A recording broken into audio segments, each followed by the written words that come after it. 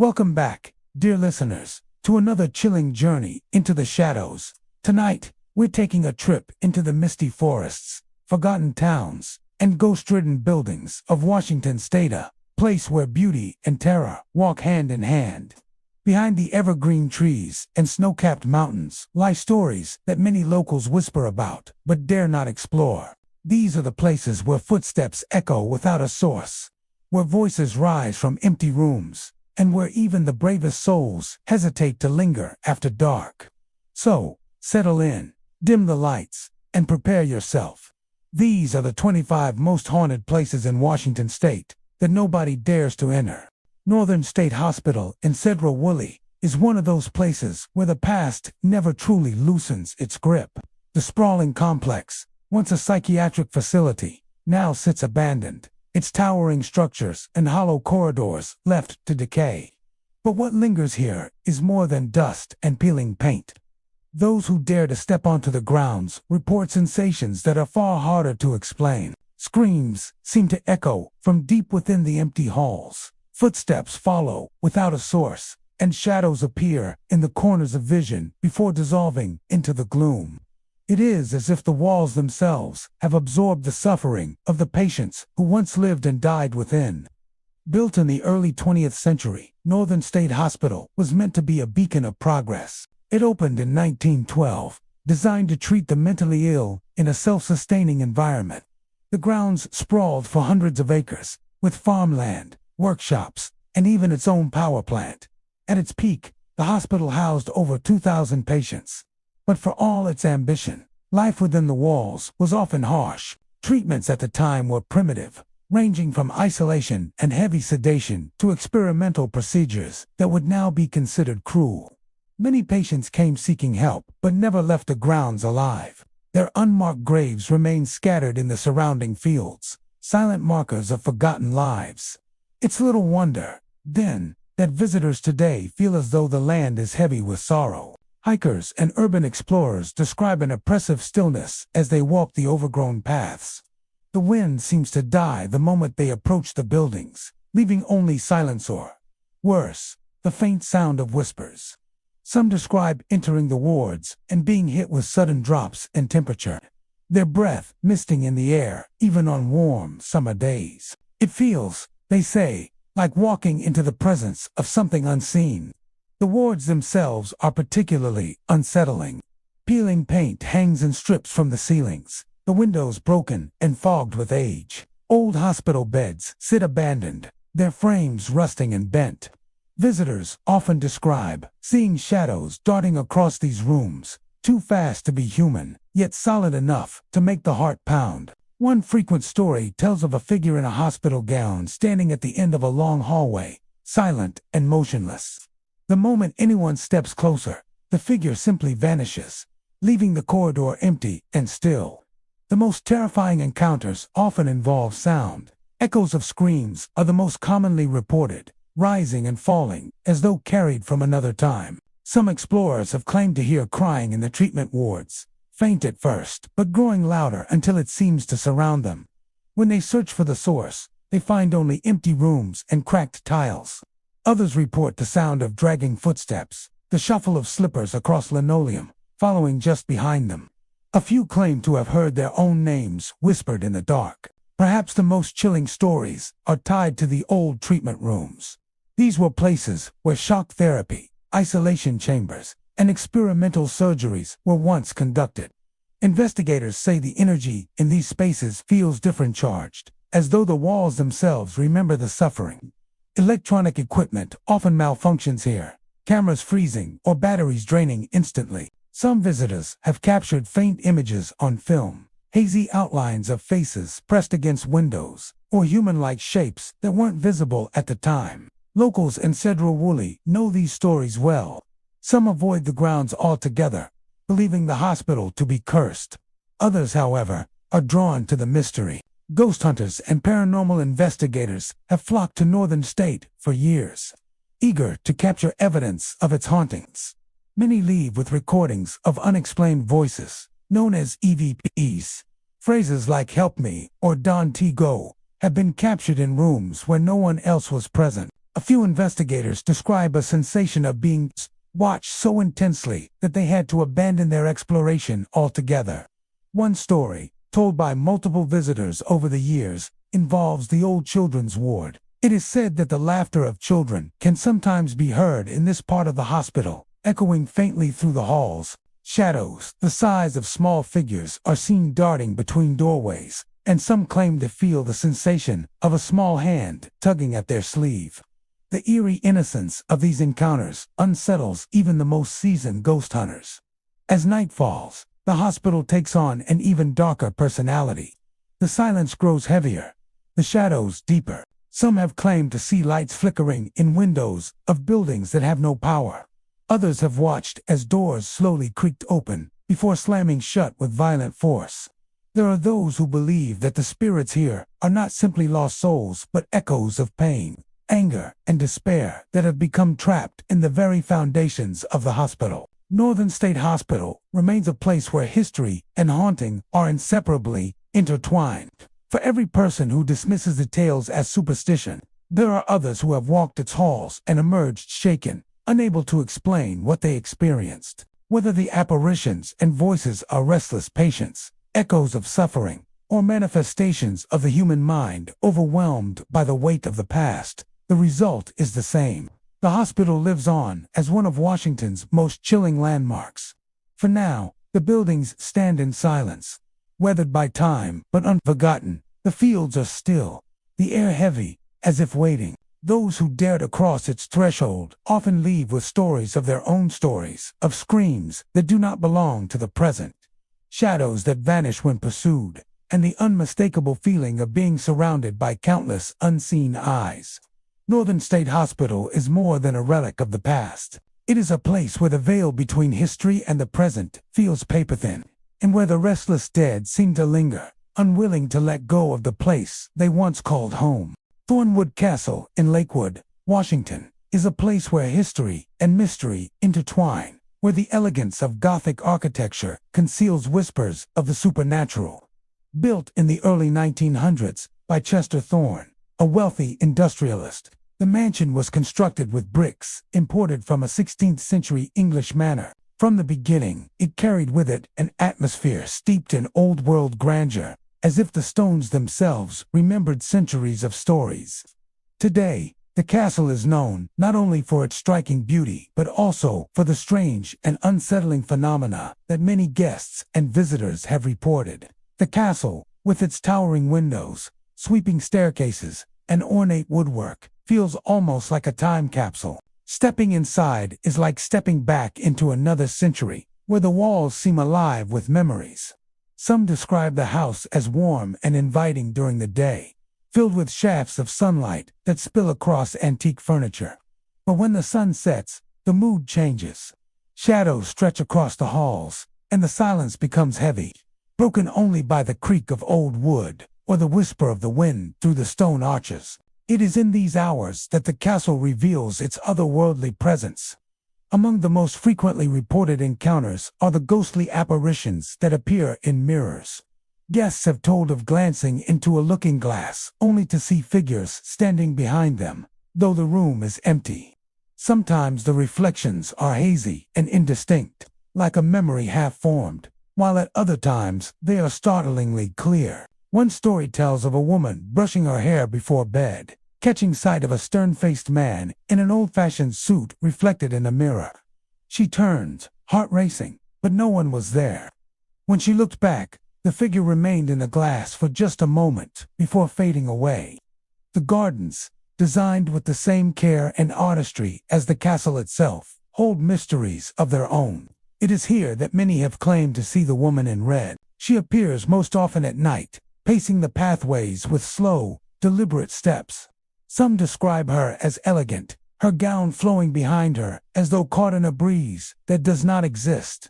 Others say she appears distraught, her face pale and grief-stricken, as if she is searching for something or someone lost long ago. Those who have tried to approach her report that she vanishes the moment they draw near, dissolving into the night air like mist. Inside the castle, strange noises echo through the halls. Guests lying awake in their beds have heard footsteps climbing the grand staircase, stopping outside their doors, only to fade away when investigated. Doors open and close on their own, sometimes with a gentle push, sometimes with a slam that rattles the windows. Lights flicker even when the wiring has been inspected and deemed sound. On occasion, faint voices are heard in the drawing room, as if a gathering from another time still continues beyond the veil of the present. One of the more chilling reports involves the sensation of being watched. Guests walking the corridors at night often feel eyes upon them, a pressure that prickles the skin and makes the heart race. Some say it comes from the portraits that line the walls, their painted eyes seeming to follow with unnerving intensity.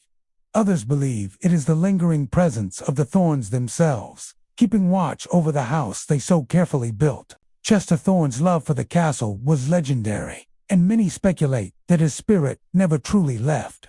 Electronic voice phenomena, or EVPs, have captured whispers, laughter, and even fragments of sentences in empty rooms. Cold spots appear suddenly, enveloping anyone who steps into them, only to vanish just as quickly. Some investigators claim to have seen full-bodied apparitions. A maid carrying linens up the stairs, a man in a hat leaning against a fireplace, a group of figures standing silently in the ballroom as though waiting for a dance that will never begin. The castle's long history contributes to its haunting reputation. Beyond the Thorns, many families and guests have passed through its doors, leaving behind echoes of their lives. Weddings, celebrations, and tragedies all unfolded within its walls. During certain events, visitors have claimed to see ghostly figures blending seamlessly with the living, only to disappear without a trace. A guest attending a wedding once reported seeing a woman in a gown from another century watching the ceremony from the back of the room. When approached, the figure vanished, leaving only a lingering chill in the air. Even with these stories, Thornwood Castle remains a place of fascination. Its Gothic beauty draws tourists, history enthusiasts, and paranormal seekers alike. For some, the possibility of a haunting only adds to its allure. Guests who come for the romance of staying in a castle often leave with stories of unexplained occurrences, stories they carry with them for years. Whether it is a flickering light, a whisper in the dark, or a fleeting glimpse of the woman in red, these encounters remind visitors that the past is never entirely gone. What makes Thornwood particularly unsettling is the way it blurs the line between history and haunting. The grandeur of the architecture, the imported stones, and the centuries-old bricks create the impression of a place that has always existed outside of time. When shadows move in the corners or reflections show faces long gone, it feels as though the house itself is alive, a vessel for all the lives it has touched. For those who dare to stay overnight, the experience is unforgettable.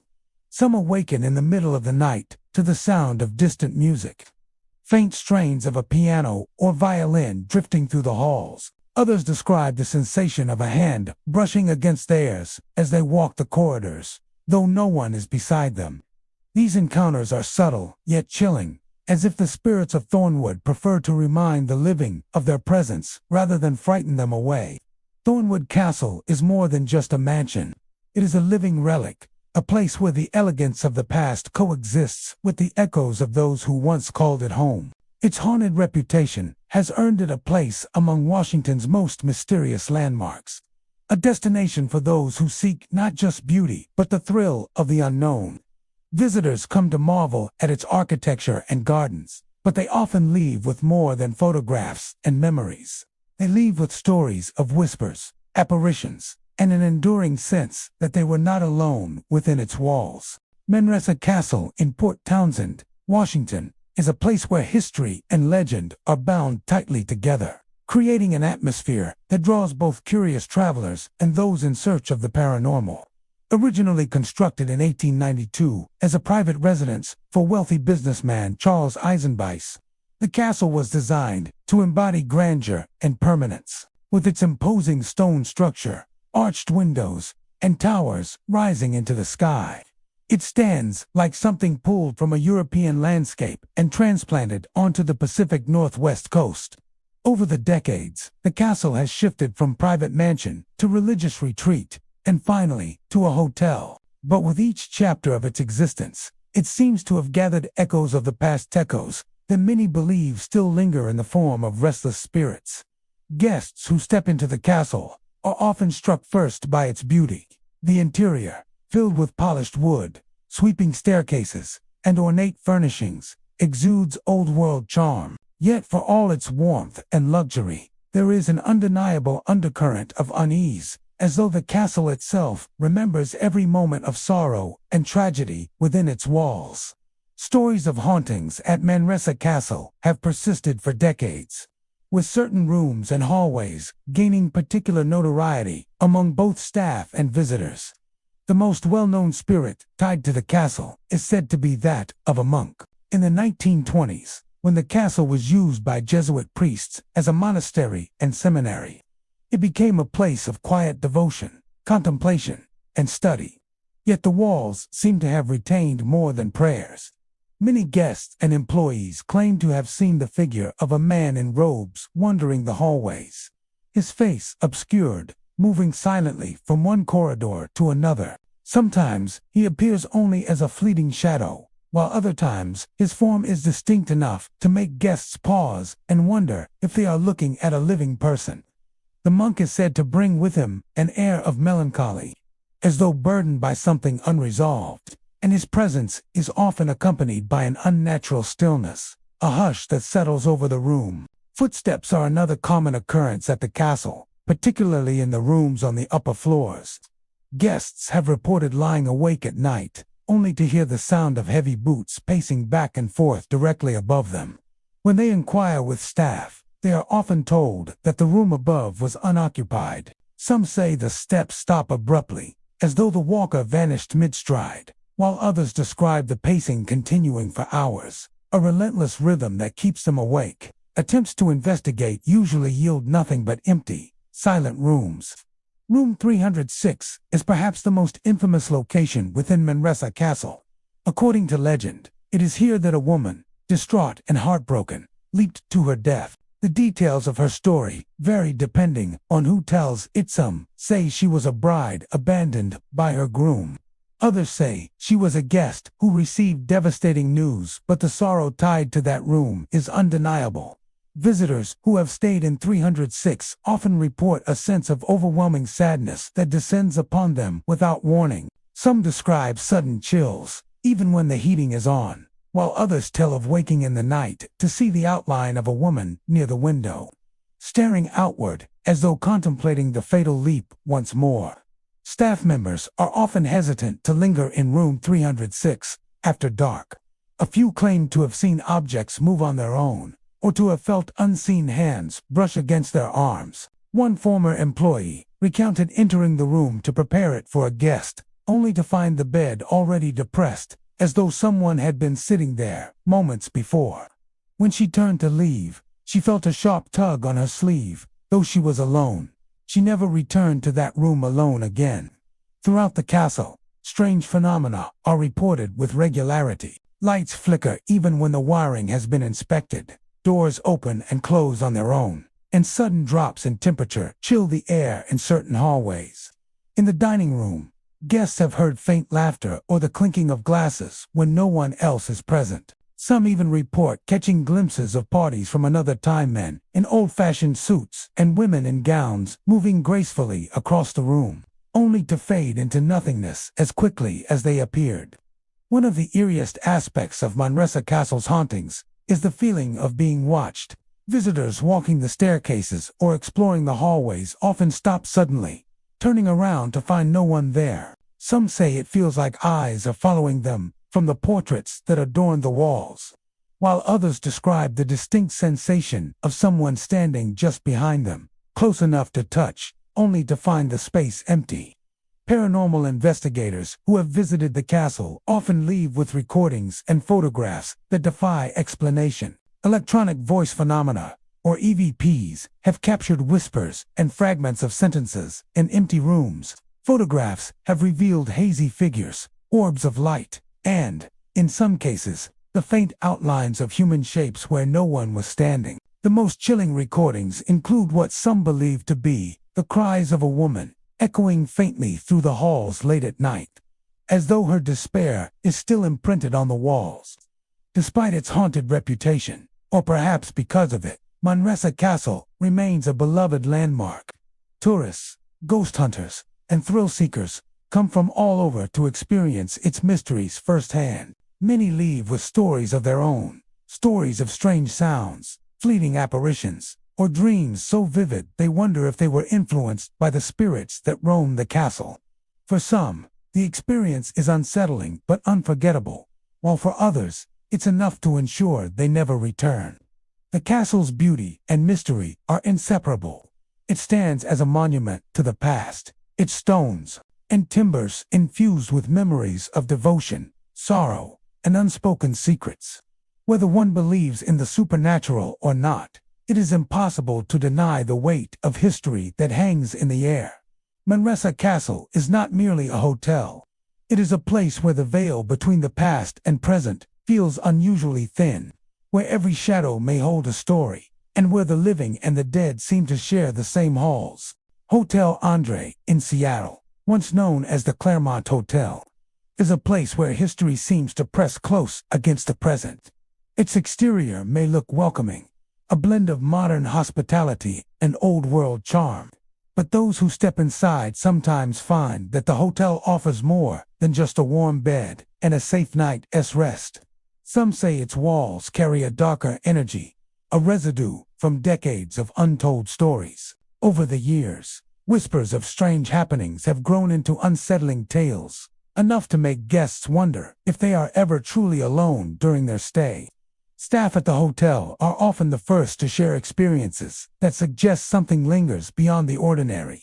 They describe doors slamming with no one nearby, as though unseen hands are at work. A guest might report leaving their room securely shut, only to return and find the door standing wide open, with no sign of intrusion. Lights flicker at odd hours, not in the way of faulty wiring but with deliberate rhythm, like a signal attempting to reach across a divide. Some employees admit that, during their night shifts, when the hallways are empty and the hum of the city outside quiets, they avoid certain corridors altogether. Those places feel heavy, charged with an energy that makes the skin prickle and the air difficult to breathe. Guests, too, have added their own chapters to the hotel's lore. One of the most chilling accounts repeated through the years is the vision of a shadowy figure that appears in the dead of night. People who have seen it describe waking suddenly, as though pulled from their sleep by an unseen force. Their eyes adjust to the dim glow of a bedside lamp or the faint wash of streetlights through the curtains. And there it is, a dark form standing silently at the foot of the bed. Some describe it as tall and thin, others as a vague outline with no clear features, but all agree on one thing: it does not move. It stands in absolute stillness, as if observing, waiting. The terror comes not only from its presence, but from the overwhelming sense of awareness that washes over the witness. It feels deliberate, purposeful, as though the shadow has chosen them. In nearly every case, the figure vanishes as suddenly as it appears. Some say it dissolves into the air like smoke. Others claim it simply fades, as though it were never there. The moments afterward are often the most unsettling. The room feels colder, the silence heavier, and the sense of being watched does not leave right away. Guests who encounter the figure rarely sleep again that night, lying awake until daylight filters in and reassures them that they are alone once more. At least, they hope they are. Paranormal investigators who have taken interest in the building often note the intensity of the stories connected to Hotel Andra, while some hauntings manifest in faint whispers or fleeting sensations. Here the experiences are visceral. Cold spots seem to appear without warning, sudden drops in temperature that leave goosebumps racing across the skin. In recordings, faint sounds sometimes emerge, soft knocks, whispers too low to understand, or the echo of footsteps in otherwise empty rooms. Cameras occasionally capture strange anomalies, shifting shadows, orbs of light, or hazy figures that appear for a moment and then vanish. The history of the hotel itself may hold clues to its lingering energy. Built in the early 20th century and once operating under the name Claremont Hotel, it has seen decades of Seattle's evolution. Like many older buildings, it likely bore witness to countless private dramas. Business trips turned tragic. Lives ended too soon. Heartbreaks and long nights. Hotels are transient spaces filled with people from all walks of life, each bringing their own stories, sorrows, and fears. Some say such places absorb the energy of those who pass through them, leaving an imprint that refuses to fade. Among the stories told by longtime employees is the tale of a room on one of the upper floors that guests request to leave early more often than any other. They rarely provide specifics, instead offering vague explanations of strange feelings or restless nights. Yet a pattern has emerged over the years. In that room, more guests than anywhere else have reported seeing the shadow at the foot of the bed. Some believe that figure may be tied to that particular space, a restless spirit bound to it for reasons lost to time. One night clerk recalled a particularly unnerving experience while making his rounds. As he walked past that upper floor, he heard what sounded like soft crying coming from the room in question. Checking the registry, he realized the room was unoccupied. Gathering his courage, he unlocked the door, only to find the room empty. Yet the crying persisted for a few moments more, echoing faintly through the air before fading into silence. He left the door ajar and refused to step inside alone again. For those who seek a thrill, the stories of Hotel Andre are part of its draw. Guests check in with curiosity, wondering if they will experience something unusual. Some leave disappointed, claiming nothing more than a comfortable stay in a stylish boutique hotel. Others, however, leave with a story that chills them long after they return home. These stories spread, whispered across online forums and in late-night conversations, giving the hotel its reputation as one of Seattle's hidden haunts. The question remains whether the strange occurrences at Hotel Andre are merely tricks of the mind, born of suggestion and the natural creaks of an old building, or something truly unexplainable. What is certain is that those who encounter the shadow at the foot of their bed never forget it. The image burns into their memory, leaving them to wonder whether they brushed against a supernatural or glimpsed something more elusive, something watching from just beyond the veil of the living. Hotel Andre stands as both a luxurious destination and a place where the past refuses to stay silent. For some, it is simply another stop in the city, a place to rest before continuing their journey. For others, it is a reminder that the veil between this world and the next can grow thin in unexpected places, and that sometimes, when the lights flicker and the night grows still, the darkness at the foot of the bed is more than just a shadow. The Capitol Theater in Yakima, Washington, is a place where the magic of performance seems to mingle with something far older, something that lingers long after the curtains have fallen. Built in 1920, the theater quickly became a cultural cornerstone, hosting everything from vaudeville acts to live music and films. Its ornate architecture-rich, velvet curtains, gilded moldings, and sweeping balconies creates an atmosphere of grandeur, inviting patrons into a world apart from the ordinary. Yet, for decades, whispers have circulated about a different kind of performance taking place within these walls, one in which the audience is not entirely composed of the living. Visitors to the theater often report sensations that cannot be explained by stagecraft or acoustics alone. Many speak of hearing faint whispers drifting across the balcony, voices so soft they could easily be mistaken for murmurs from fellow audience members until the theater is empty.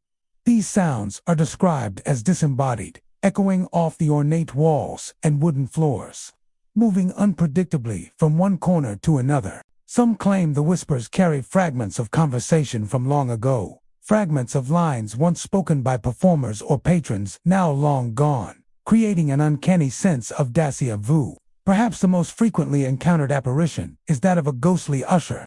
Numerous accounts describe seeing a man in the traditional attire of theater staff, dark vest, white shirt, and a tidy cap moving silently through the aisles, directing guests to their seats. What is most unsettling is that these sightings occur even when the theater is empty and no performance is scheduled. Witnesses report feeling guided by this unseen presence. the usher gesturing toward the correct rows or pointing to exits, only to disappear before anyone can reach him. Those who have glimpsed him describe an almost ethereal quality, translucent edges that shimmer in the dim lighting, as though he exists just out of phase with the living world. Other experiences at the Capitol Theater are less visual but equally chilling. Patrons seated in the balcony have reported sudden cold drafts that seem to pass through them without warning, a chill that has no source and lingers unnaturally long. Some hear footsteps echoing across the empty stage or behind the curtains, the sounds too precise to be the settling of floorboards. Others describe the sensation of being watched during performances, a subtle but undeniable pressure, as if unseen eyes are tracking every movement from the shadows. Staff members have shared stories that are impossible to ignore. One longtime theater technician recalls preparing for a matinee when he heard the unmistakable clatter of tickets being checked and chairs adjusted, even though no one was present. Investigating, he found the lobby completely empty, but the sounds persisted, moving closer to the stage before fading entirely. In another account, a stagehand reported seeing a fleeting figure pacing along the catwalk above the stage, only to vanish when approached. The incident left him shaken, yet he could not explain the sensation of familiarity that accompanied the figure, as if he was seeing someone who had been part of the theater's life for decades. The theater's haunting is not confined to the public spaces alone. Dressing rooms and backstage corridors have long been reported as locations where strange phenomena occur. Actors and crew describe mirrors fogging without cause, lights flickering, and personal items being inexplicably moved or displaced. Some have even reported hearing conversations, rehearsals echoing from empty rooms, voices discussing lines and cues from a century past. These echoes create a disorienting experience, blurring the line between rehearsal and apparition, past and present. Perhaps the most enduring tale concerns the theater's grand balcony. Many visitors have remarked on a palpable presence when seated in the upper levels, as though the spirits of former patrons linger, watching performances as they did in life. Some claim to feel gentle nudges from unseen hands, or to see figures seated silently in empty rows. The air here is said to carry a weight of expectation, as if the theater itself demands that the stories of both the living and the departed continue to be told. Over the decades, paranormal investigators have taken interest in the Capitol Theater. EVP recordings often reveal whispered fragments of dialogue or faint laughter that cannot be attributed to any present source. Cameras sometimes capture orbs of light moving along the aisles or shadowy figures that disappear when approached. Thermographic imaging has detected sudden, localized drops in temperature, often coinciding with the moments when staff report the presence of the usher or the whispers of unseen patrons. The theater's history adds layers to its spectral reputation. Having hosted generations of performers and audiences, it has been a place of both triumph and heartbreak. It is said that the lingering spirits are not malevolent but attached to the theater's energy, drawn by the joy, tension, and emotion that have unfolded on its stage over the decades. These echoes of lives lived and performances given seem to have intertwined with the very structure of the building, creating an environment where the past remains vividly present. Visitors often speak of the Capitol Theater with a mixture of awe and unease. While many are drawn to its architecture and performances, the stories of hauntings add a layer of intrigue that is impossible to ignore. Those who experience the whispers, the shadows, or the ghostly usher leave with memories that linger, feeling as though they have glimpsed the theater's soul that transcends time, where the audience includes both the living and those who came before. Even when the lights dim and the curtain rises, the theater remains a place where history is alive. Patrons may enter expecting only a performance on stage, but at the Capitol Theater, the performance often extends beyond the boards and seats into the unseen, where whispers echo, figures glide silently through the aisles, and the past watches alongside the present.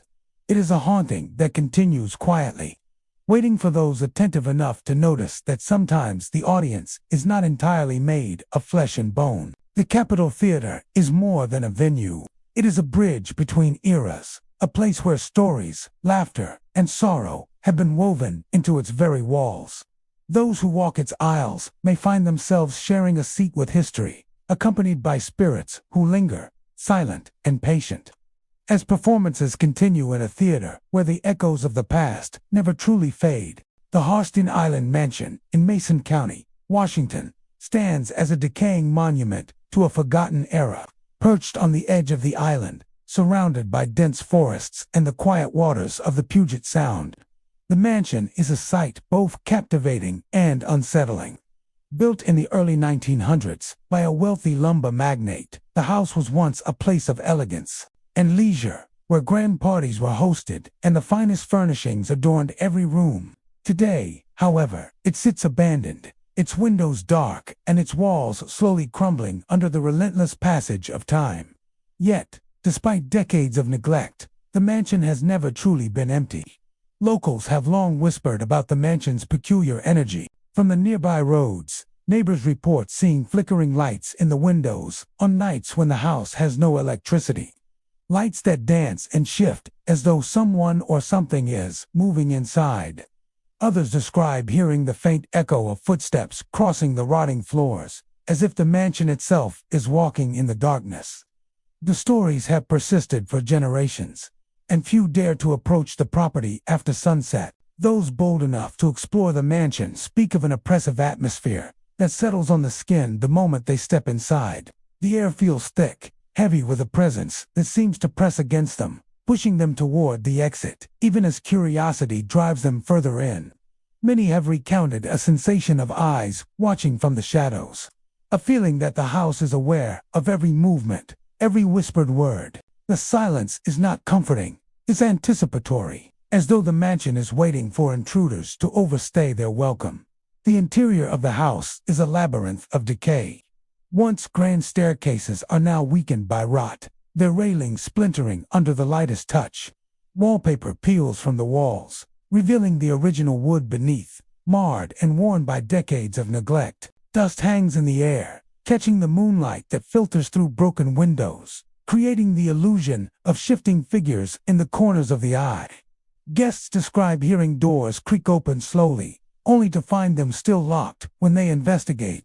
And others tell of the unmistakable sound of furniture moving in empty rooms, as if unseen residents are still tending to the house. One of the most unsettling features of the mansion is the large parlor, which opens onto a balcony overlooking the island's waters. Explorers often describe stepping into the room to find a sudden drop in temperature. The air sharp and biting, despite the season outside. It is in this room that the footsteps are heard, most clearly heavy, deliberate steps pacing across the floorboards, stopping abruptly, then resuming elsewhere, always just out of sight. Some who have lingered too long in the parlor claim to feel a gentle but firm push, an invisible force guiding them back toward the hallways and ultimately toward the exit. Visitors also speak of strange sounds beyond footsteps. Whispers, sometimes clear and sometimes indistinct, float through the house in the dead of night. A faint murmur of voices, the clinking of glasses as if a dinner party were underway. Even the sound of distant laughter. These noises seem out of place in a mansion that has sat empty for decades. The effect is disorienting. The mansion seems to blur the line between past and present, leaving intruders unsure if they are hearing echoes of its former life or something far more immediate and sinister. The mansion's bedrooms hold some of the most chilling reports. Once richly furnished, they are now empty shells. Yet some explorers claim to have seen shadows darting just beyond their peripheral vision. Others have felt sudden chills, icy fingers tracing along the nape of the neck, or heard a sigh that seems almost human in its depth and sadness. One particularly persistent tale involves a master bedroom where visitors have felt a presence pressing down on the bed, as if someone or something is lying alongside them, watching. No matter how long they wait or how thoroughly they search, there is never anyone there. Outside, the property is just as eerie. Overgrown gardens encroach upon the house, weeds and vines twisting around the crumbling stone and wood. Trees cast dark, angular shadows across the grounds at night, moving in the wind in ways that seem almost intentional, as though guiding visitors away from the house. Some who have lingered near the windows have sworn they see figures standing inside, silently watching them before vanishing when approached. The isolation of Harstein Island only heightens the mansion's mystique. With no neighbors close by, the house's strange activity is free from scrutiny, leaving it alone with its spectral inhabitants. Paranormal enthusiasts who have ventured inside report evidence of something beyond the natural. Temperature anomalies, unexplained noises, and fleeting apparitions have been recorded. Cameras capture orbs of light and shadowy figures, while digital recorders pick up low-frequency sounds that have no discernible source. Even skeptics often find themselves unnerved, overwhelmed by a feeling of being observed and manipulated by the house itself. Despite or perhaps because of its haunted reputation, the mansion remains a magnet for those drawn to the supernatural.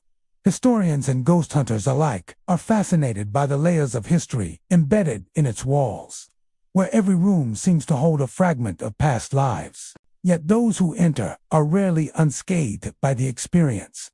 The oppressive energy, the flickering lights, and the weight of unseen presences leave a lasting impression. Many leave in silence, haunted not by spirits alone, but by the undeniable feeling that the house itself is alive, aware, and unwilling to relinquish its secrets. Harstein Island Mansion is more than an abandoned property. It is a vessel of memory, fear, and lingering presence. Its rotting floors, broken windows, and decaying walls are not empty. They are filled with echoes of the past and shadows of entities that refuse to move on. Those who dare to cross its threshold quickly realize that the mansion does not simply exist on the island it commands it. Visitors may leave the structure behind physically, but the memory of its dark energy, the weight of its silent observers, and the sensation of being pushed toward the door remains a chilling reminder that some houses never truly become empty. Black Diamond Cemetery, located in the small town of Black Diamond, Washington, is a place where the line between the living and the dead seems unusually thin. Established in the late 1800s, the cemetery has been the final resting place for generations of coal miners, settlers, and townsfolk who built their lives in this rugged corner of the Pacific Northwest. Over the decades, it has gained a reputation as one of the most haunted sites in the state, a place where the echoes of the past are said to linger among the gravestones, whispering stories to anyone willing or, perhaps unwilling, to listen. Visitors to Black Diamond Cemetery often describe an uncanny atmosphere, a feeling that the air itself is charged with memory. The first thing many notice is the stillness, which is almost too complete, broken only by the occasional creak of a wooden marker or the rustle of leaves in the wind. Yet, even when the wind is absent, there are sounds that seem impossible to explain. Footsteps crunch on the gravel paths, slow and deliberate, only to vanish when approached. People swear that they have turned corners to see no one there, yet the sensation of having been followed lingers, a chill running down the spine. One of the most reported phenomena at Black Diamond Cemetery is the sound of children laughing. It is a high, fleeting sound, bright and joyful, echoing across the tombstones in the otherwise silent graveyard. Witnesses often report hearing it near clusters of older graves, some dating back to the early 1900s.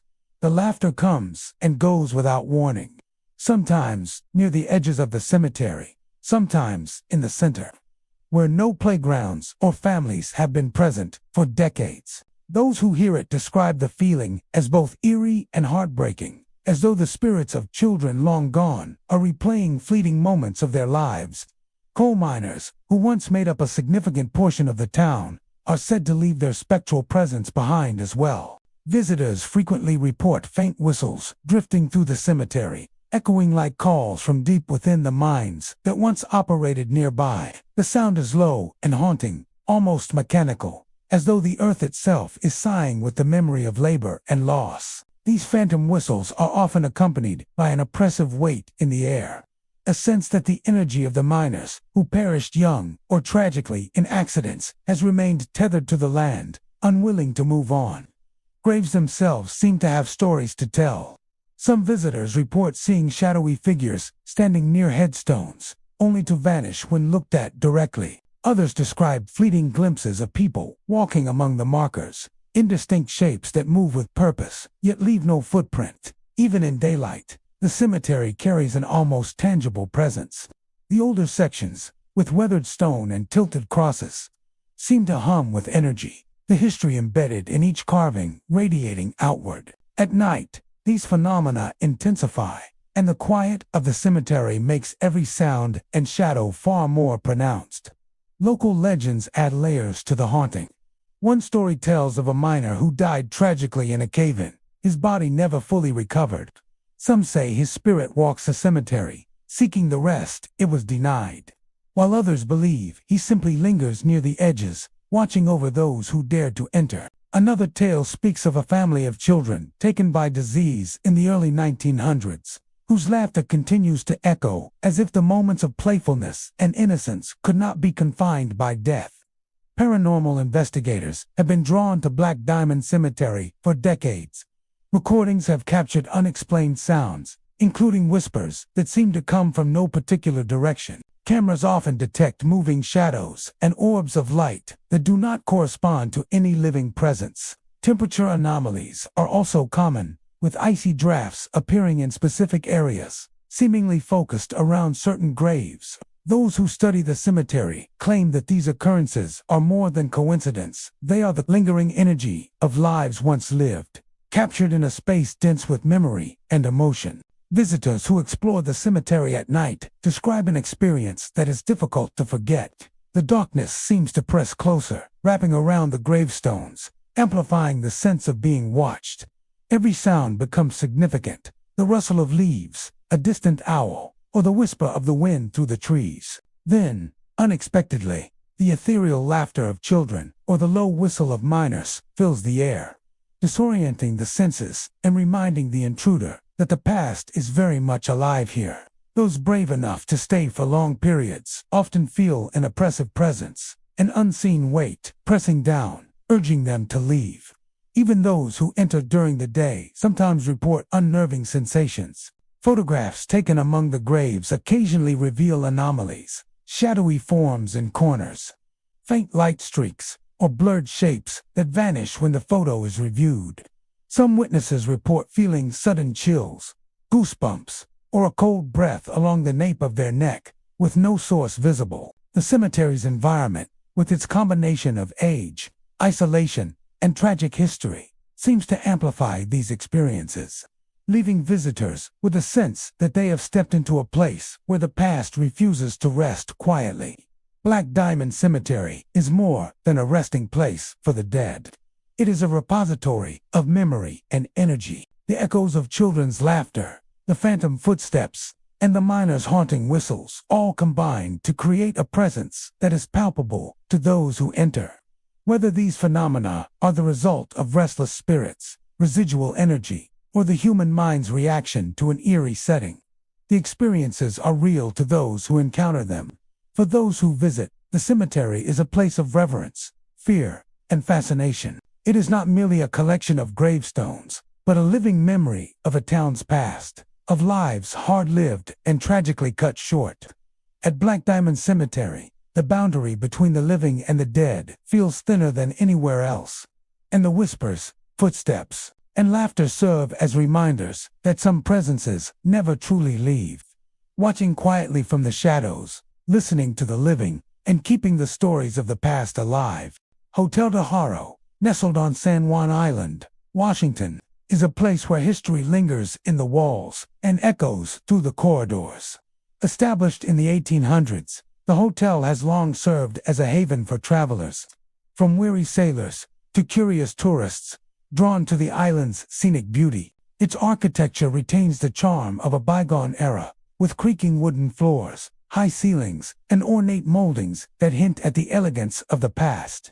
Yet beneath this inviting exterior, the hotel carries a reputation for experiences that defy explanation, moments where the present seems to blur with the spectral remnants of centuries gone by. Guests often speak of the unsettling sensation that they are not alone. Even when the hotel appears empty, some describe waking in the middle of the night to find shadowy figures standing near their beds, silent and still, watching.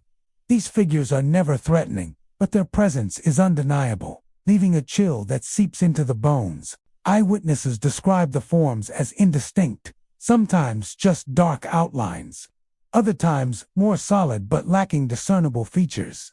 Regardless of the specifics, the effect is the same. An overwhelming sense of being observed by something that does not belong to the living world.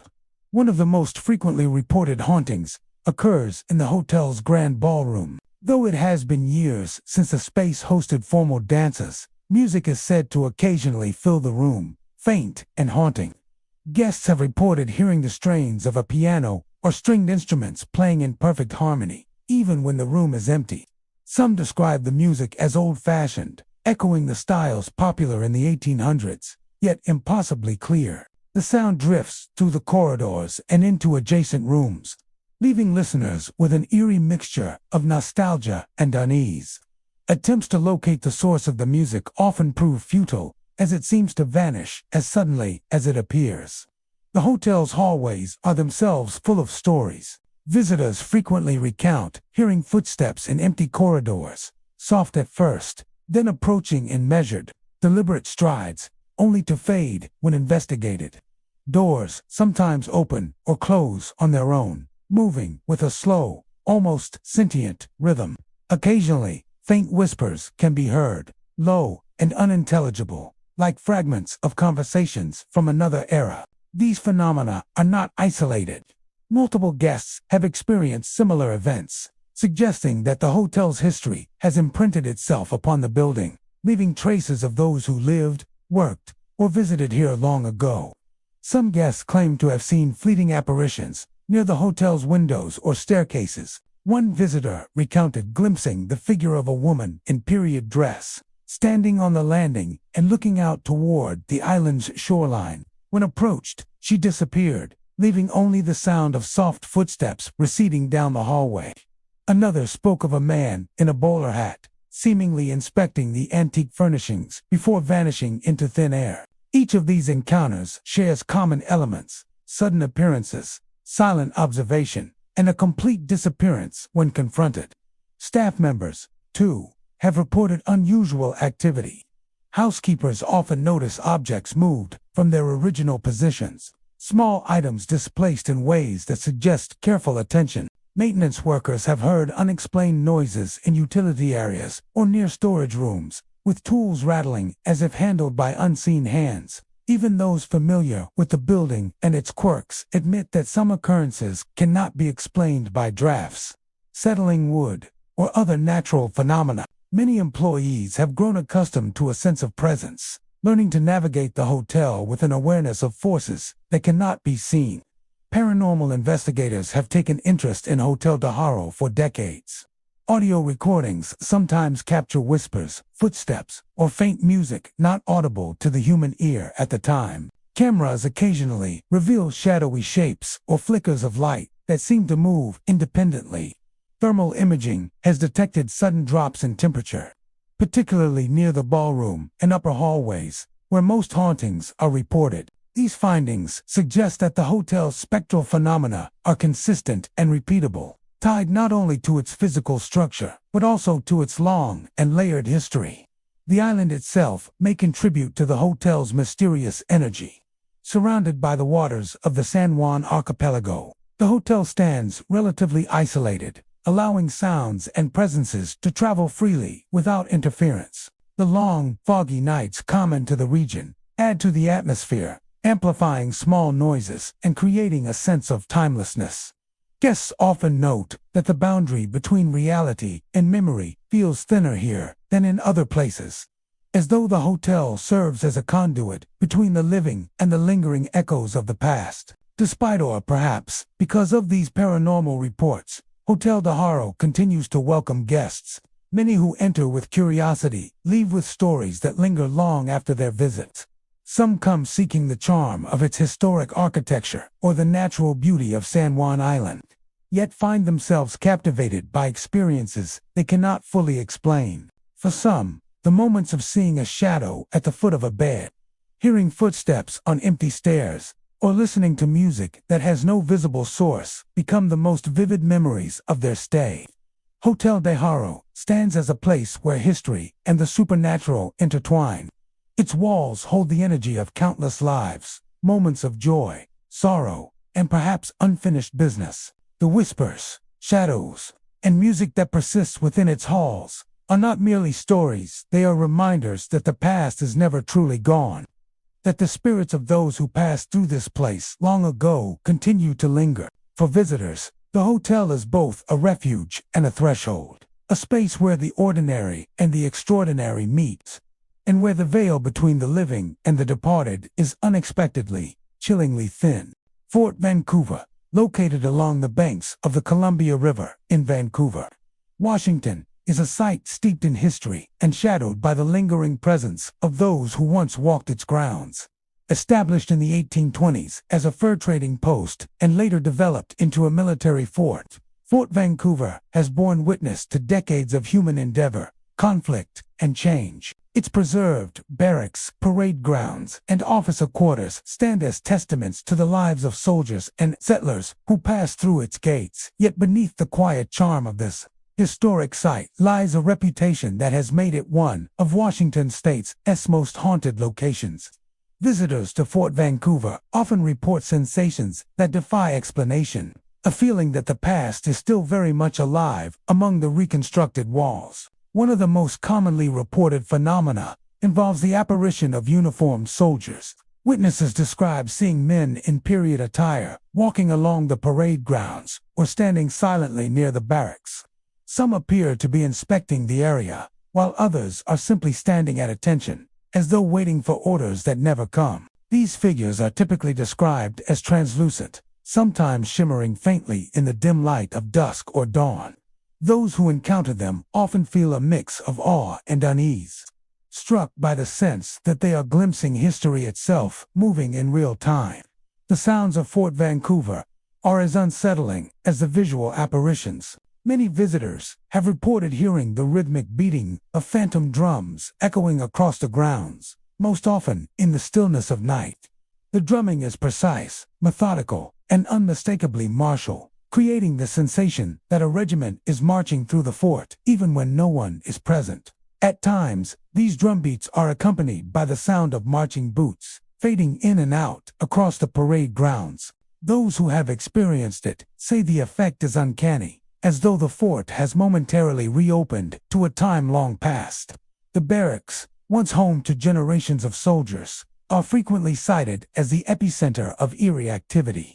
Visitors report hearing voices calling orders, murmured conversations, or even laughter that seems out of place in the quiet halls. Some describe whispers drifting from empty rooms, soft yet deliberate, carrying the timbre and cadence of soldiers from another era.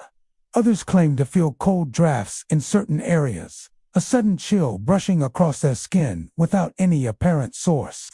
These experiences often leave witnesses with a sense of being observed, the weight of unseen eyes following them as they move through the dimly lit corridors. Beyond the barracks, the officer quarters and administrative buildings hold their own spectral mysteries.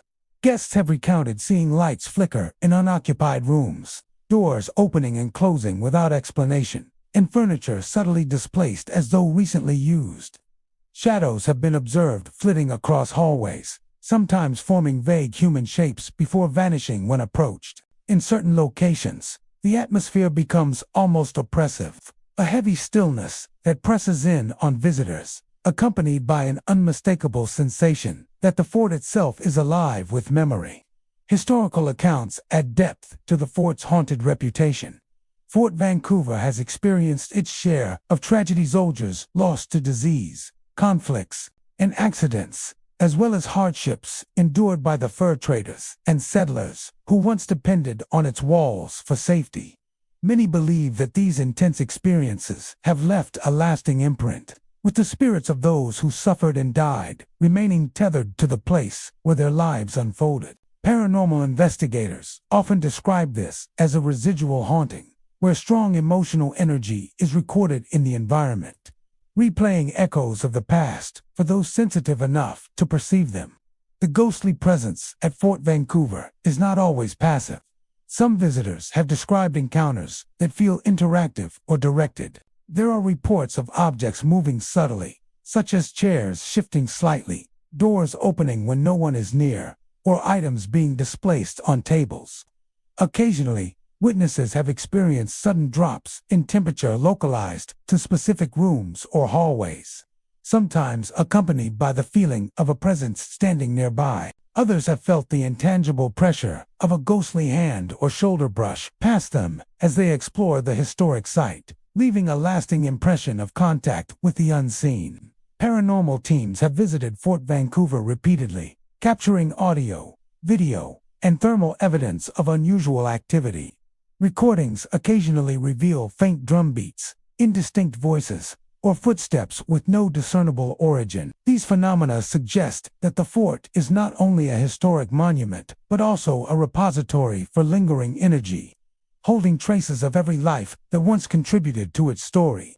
Visitors often speak of the fort with a mixture of fascination and caution. Daytime tours allow them to appreciate the historical significance, yet the stories of apparitions and phantom sounds create an undertone of unease. At night, when the fort is largely empty and the wind carries across the open parade grounds, the spectral activity seems to intensify. Footsteps echo with startling clarity, whispers drift from empty rooms, and the sense of being watched becomes more pronounced. Some say that if you stand still on the parade grounds at the right time, you can almost see the soldiers marching in the moonlight, performing drills that ceased more than a century ago. Fort Vancouver is more than a historical site. It is a place where time seems porous, where the past refuses to remain buried. The apparitions of uniformed soldiers, the phantom drumbeats, and the voices from empty barracks all contribute to a sense that the fort is alive with memory. Visitors leave with stories that blend history with the supernatural, realizing that Fort Vancouver is not merely a place to learn about the past. It is a place where the past continues to live, watch, and speak quietly, reminding the living that some spirits never rest. The fort remains a testament to resilience, history, and haunting presence. For those who step inside its walls or walk its grounds, it offers more than historical insight. It offers a glimpse into the spectral echoes of lives long past. A reminder that the stories of Fort Vancouver are never fully complete, and that some shadows never fade. The Walker Ames House, located in the historic town of Port Gamble, Washington, is often described as one of the most haunted residences in the state. Built in the late 1800s, the house stands as a relic of a bygone era, its architecture reflecting the elegance and wealth of its original occupants. Yet beneath its stately exterior lies a history intertwined with the unexplained, making it a magnet for those fascinated by the paranormal. Locals speak in hushed tones about the house, warning visitors that its walls hold echoes of lives long past, lingering in ways both unsettling and mysterious. From the moment one steps onto the property, a sense of anticipation and unease can be felt. The air often seems heavier here, cooler than the surrounding environment, carrying with it the faintest whispers of past activity. Guests entering the house report an almost immediate awareness of being observed, a prickling sensation along the back of the neck, or the distinct feeling of a presence lingering just out of sight. The Walker Ames house does not announce itself with grand displays. Rather, it manifests its haunting in subtle, persistent ways that leave a lasting impression on anyone who enters. One of the most common phenomena reported within the Walker Ames house involves objects moving on their own. Doors that were firmly closed swing open without explanation. Chairs shift slightly, as if recently used, and personal items disappear, only to reappear in unlikely places. Guests and investigators alike have recounted incidents where delicate objects, such as small trinkets or books, are displaced without any visible cause. These movements are not violent. They occur with an almost deliberate precision, as if the unseen forces are interacting with the house as though it were still their home. Cold spots are another hallmark of the Walker Ames house.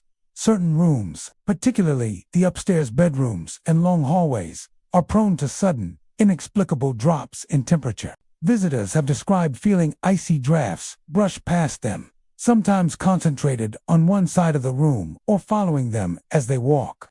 Even on warm days, These pockets of cold can be intense, creating a physical awareness of an unseen presence. Many who have stayed overnight report that these cold spots seem to move, tracking them as they traverse the house, heightening the sense of being accompanied by something beyond the natural world. Perhaps the most haunting and poignant reports involve the presence of ghostly children. Visitors often claim to hear the patter of small feet across the floorboards or soft giggles echoing down hallways, only to find no one in sight. Some have reported seeing fleeting glimpses of children in period clothing, appearing at the edge of their vision before vanishing when looked at directly. The effect is disorienting, blending feelings of nostalgia with an unmistakable chill. It is as though the house is replaying fragments of life once lived within its walls, capturing moments of innocence and energy that refuse to fade. The Walker Ames house has drawn the attention of paranormal investigators for decades. Using a combination of audio, visual, and thermal equipment, these experts have documented numerous anomalies.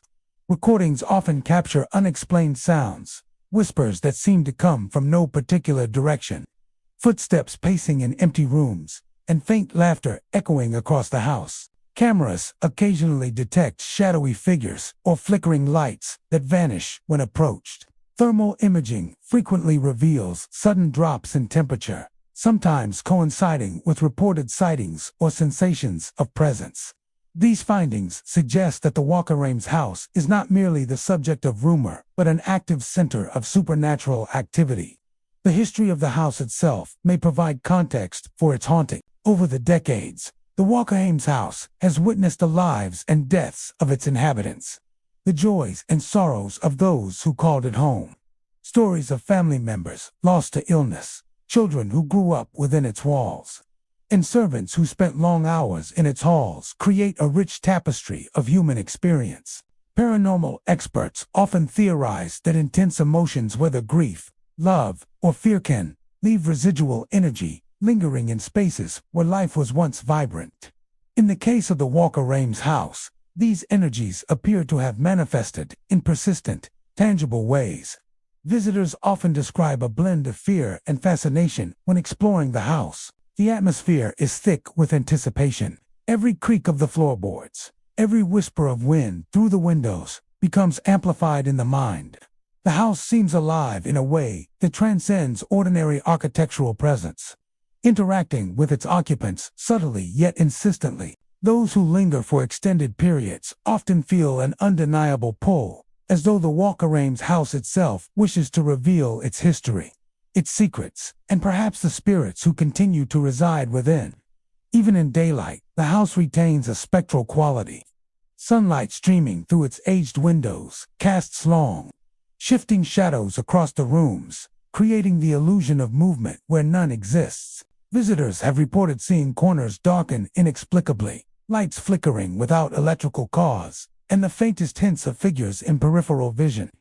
It is during these moments that the house's atmosphere becomes almost tangible, a blend of history, memory, and lingering presence that is both captivating and unsettling. The Walker Ames house is more than an old mansion.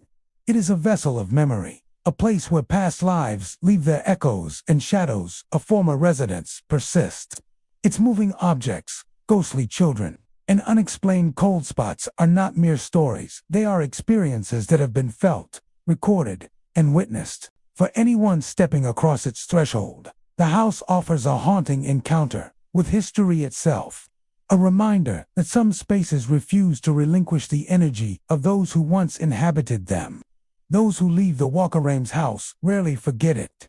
The lingering sensations, the glimpses of figures at the corner of the eye, the faint sounds that seem to follow them home, all serve as a lasting testament to the house's presence. It stands as both a historical landmark and a paranormal hotspot, a place where curiosity meets fear, and where the veil between the living and the spectral seems thinner than anywhere else.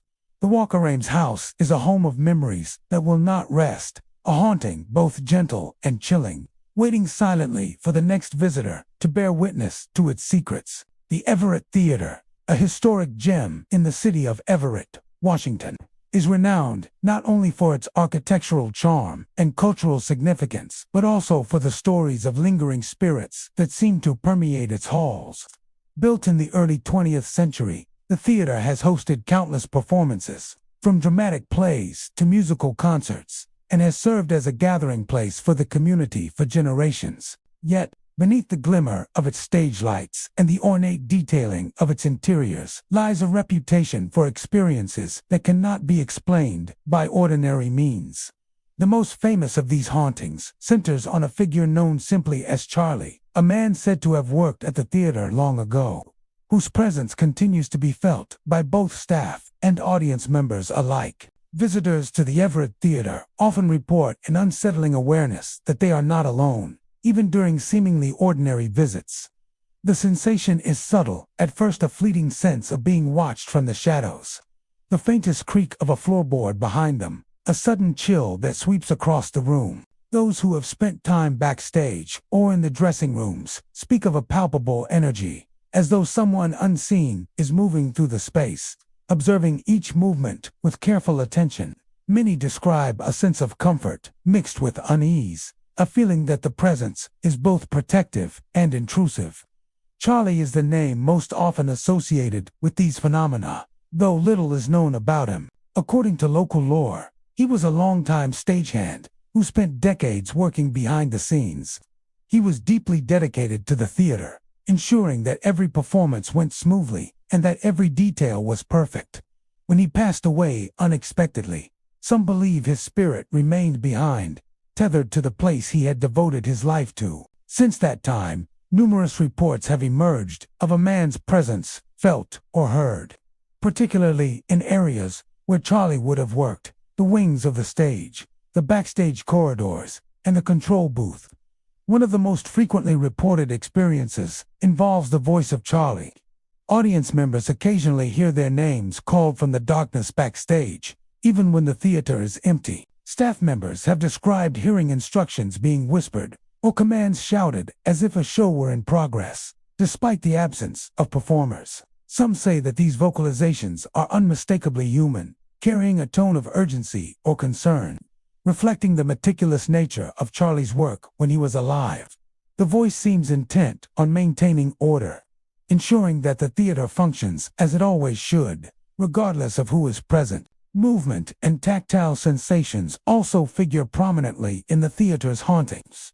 Performers have felt brushes of air or the weight of an unseen hand on their shoulders as they walk across the stage, while props occasionally shift or are found in different locations than where they were left. Lights sometimes flicker unpredictably, particularly in the areas surrounding the wings and control booth, as though Charlie is making subtle adjustments from beyond the veil.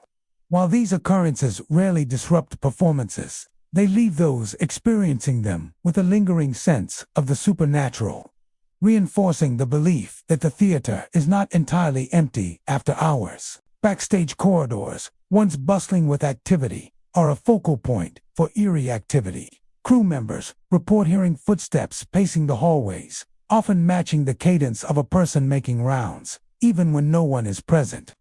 Doors open and close seemingly on their own, and faint shadows are sometimes glimpsed at the edge of vision. Some visitors have reported glimpsing a man in old-fashioned attire moving among the stage equipment, only to have him vanish when they turn to confront him.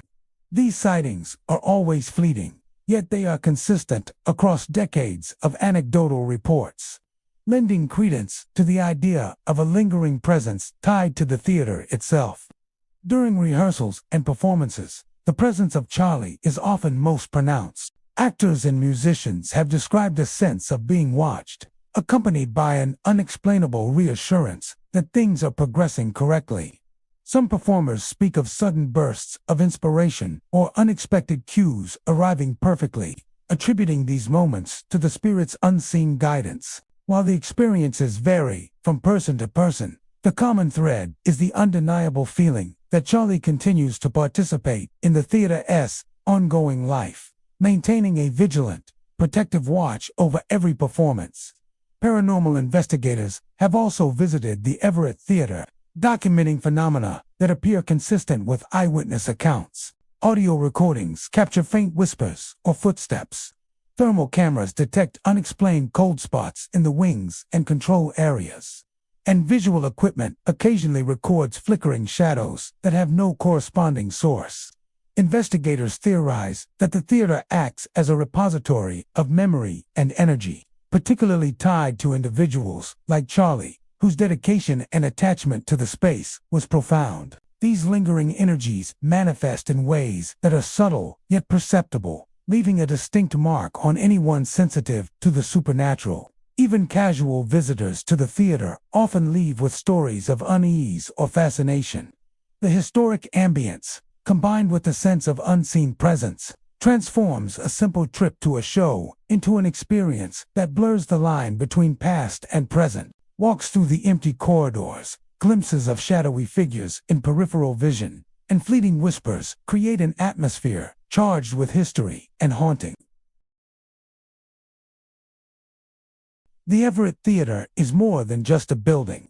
It is a living archive of memories, dedication, and lingering spirits. The presence of Charlie, felt through voices, shadows, and subtle interventions, serves as a reminder that spaces can carry the essence of those who shaped them.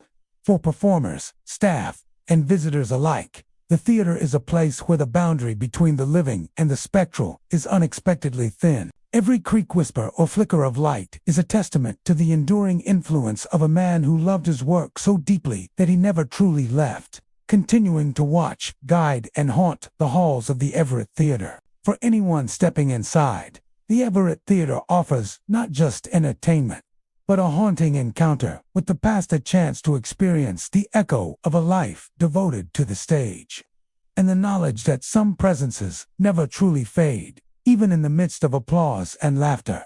St. Ignatius Hospital in Colfax, Washington, stands today as a crumbling relic of the past. Its peeling paint and shattered windows hinting at the decades of life and death it has witnessed. Once a bustling medical center, the hospital served the community for many years, caring for the sick and injured, training staff, and offering a place of hope for those in need. But beneath the remnants of its faded white walls and rusted railings lies a reputation that has made it infamous. St. Ignatius is widely considered one of the most haunted locations in the region, drawing urban explorers, paranormal enthusiasts, and those drawn to the eerie stillness of abandoned places. Visitors who approach the hospital often speak first of the atmosphere. Even outside the building, the air feels heavy, damp, and tinged with an inexplicable chill.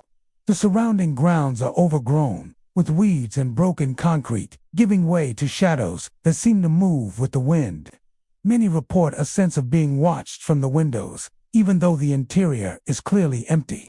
As one steps inside, the feeling intensifies, as though the building itself remembers every life that passed through its halls and refuses to let them go. Inside, the hospital is a labyrinth of decaying corridors and abandoned wards. Shadows lurk in doorways and at the ends of hallways, often flickering at the edge of vision. Some visitors describe these shapes as human-like but lacking detail, their presence more felt than fully seen. These forms move with purpose, occasionally disappearing when approached, leaving behind only the faintest whisper of movement and the cold imprint of their passing. Many believe these shadows are the lingering echoes of patients who once roamed these halls, or staff who remained devoted even in death. The most frequently reported hauntings involve the spectral figures of nurses.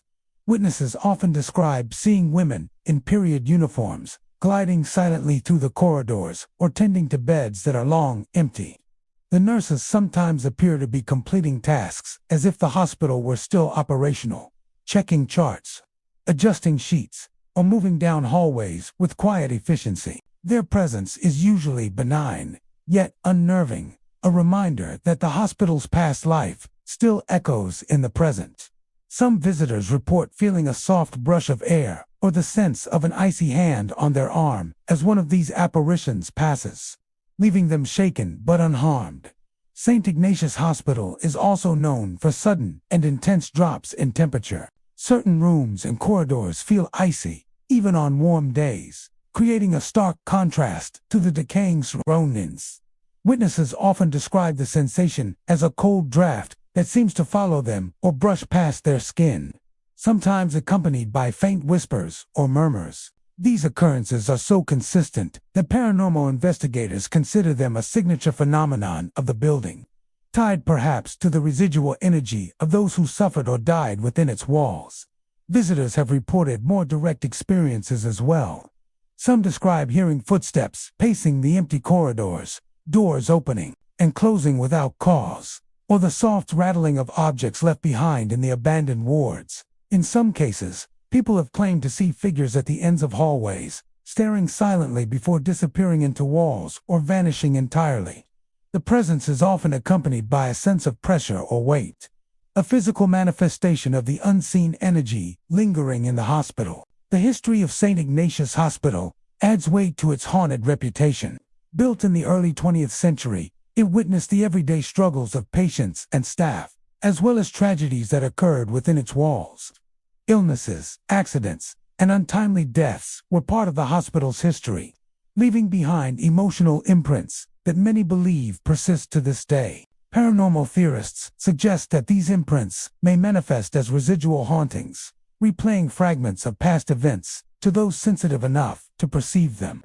The combination of intense human emotion, medical care, and frequent life and death situations may have created a dense field of energy, making St. Ignatius particularly susceptible to ghostly activity. Paranormal investigators frequently visit St. Ignatius Hospital to document its spectral phenomena. Audio recordings sometimes capture whispers, faint footsteps, or the sound of distant conversations that have no identifiable source. Cameras occasionally pick up fleeting shadowy figures or movements that vanish when approached. Thermal imaging often reveals cold spots concentrated in the wards, corridors, and stairwells, aligning with areas where witnesses report the most intense activity. While skeptics may attribute some phenomena to the building's decay or natural drafts, many investigators argue that the experiences are consistent and cannot be explained by environmental factors alone. Despite its abandoned and deteriorating state, the hospital continues to draw visitors. Urban explorers come seeking the thrill of the forgotten space, while paranormal enthusiasts hope for encounters with the unexplained. Those who spend time in the building often emerge with a mixture of fear and fascination, recounting experiences that range from shadowy sightings to icy touches and whispered voices. For many, these experiences leave a lasting impression, making St. Ignatius Hospital a place that lingers in memory long after one leaves its halls. St. Ignatius Hospital is more than a decaying building.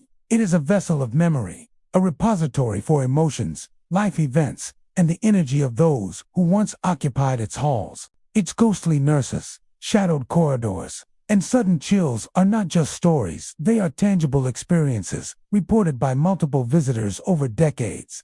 The hospital stands as a chilling reminder that some places carry the weight of history so heavily that the present is never entirely free of the past. For anyone who dares to step inside, St. Ignatius Hospital offers an encounter with lives once lived, a space where the living brush against the lingering presence of the departed, and a haunting that is as unforgettable as it is unsettling.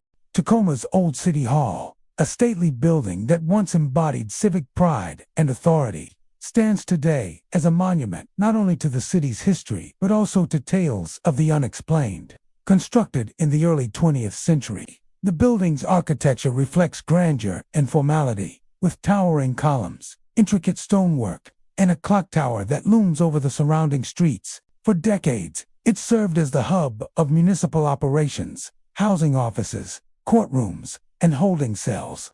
Yet beneath the imposing facades and polished marble floors, Old City Hall has earned a reputation as one of Tacoma's most haunted locations, drawing visitors intrigued by its spectral activity and shadowed past. From the moment one steps onto the property, there is a tangible sense of the building's history. Even during the day, the air carries an almost oppressive weight, a mixture of stillness and anticipation that hints at the lives and events that once animated its halls. Many who have entered report a subtle, unsettling awareness that the building is watching them, as though the echoes of past authority figures workers, and prisoners remain present. The grandeur that once inspired awe now carries a different energy, one tinged with the lingering remnants of despair, anger, and unresolved stories. Perhaps the most infamous aspect of Old City Hall's hauntings centers on its clock tower. After decades of service, the tower itself has developed a reputation for strange phenomena. Locals have reported seeing lights flickering in the tower late at night, even when the building is unoccupied and the electrical systems inactive. Some describe the illumination as brief, ghostly glows that move across the floors or windows, as if following someone unseen. Others report hearing the faint sound of footsteps pacing along the tower stairs, climbing or descending in patterns that do not correspond to any visitor or maintenance personnel. These reports are consistent enough to suggest that the tower is a focal point of lingering energy, its vertical structure amplifying the presence of those who once occupied it. Inside the building, the hallways and offices are equally eerie. Many visitors report hearing the rattling of chains or metallic sounds echoing through empty rooms, particularly near areas that once housed holding cells or courtrooms. The sound is described as deliberate, the dragging of heavy metal resonating through the floors and walls. Some believe these noises are the remnants of a prisoner who died while confined in the cells, a spirit unable or unwilling to leave the place of their final confinement. Witnesses often feel a chill accompanying the sounds, a physical sensation that heightens the sense of an unseen presence lurking in the shadows. The holding cells themselves are central to the building's haunted reputation. Dark, narrow, and confining, these rooms were once home to individuals detained under sometimes harsh circumstances. Visitors to this section of the building describe an almost immediate sense of oppression, as though the walls carry the weight of fear, frustration, and desperation.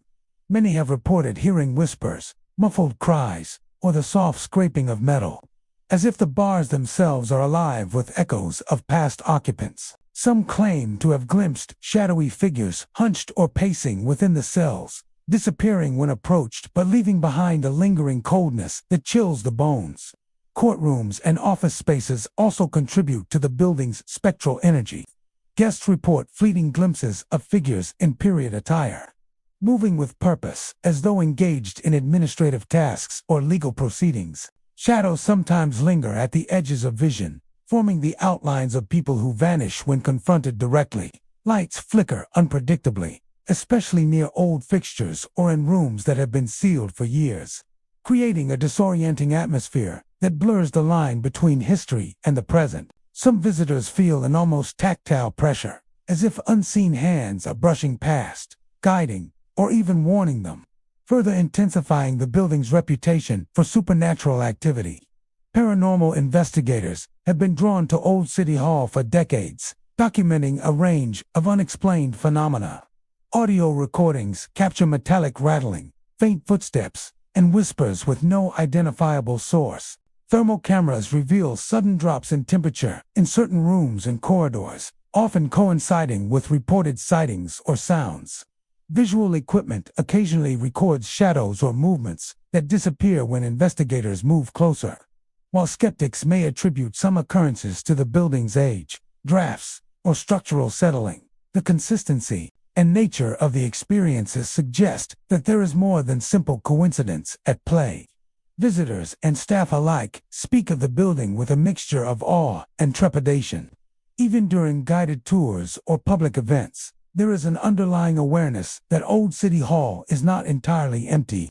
The sensation of being watched, the flickering lights, and the faint sounds create an atmosphere that is both historical and haunting. For those who linger after hours, the experiences intensify, with the echoes of past authority, prisoners, and city workers manifesting in subtle yet undeniable ways.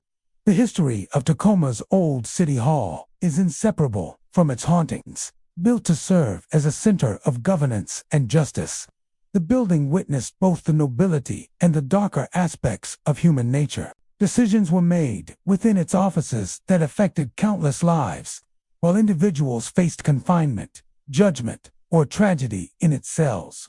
Old City Hall, with its blend of authority and human suffering, exemplifies this phenomenon. Today, The building stands as a monument to both Tacoma's civic history and its ghostly legacy. The rattling chains, shadowy figures, and flickering lights are not merely stories. They are experiences recounted by visitors, employees, and investigators alike. Old City Hall serves as a chilling reminder that even places of governance and order can harbor secrets, energy, and presences that defy the natural world.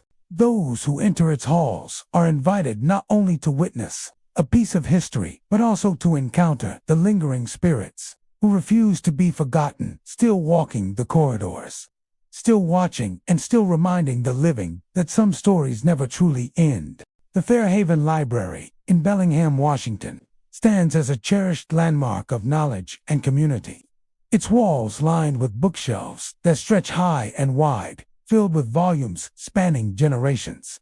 To the casual visitor, it is a place of quiet study, research, and reading, a sanctuary where the mind can wander freely among words and ideas. Yet, beneath its serene appearance lies a history of strange occurrences that have earned the library a reputation as one of the most haunted locations in the region. Patrons, staff, and paranormal enthusiasts alike have reported experiences that suggest the presence of lingering spirits.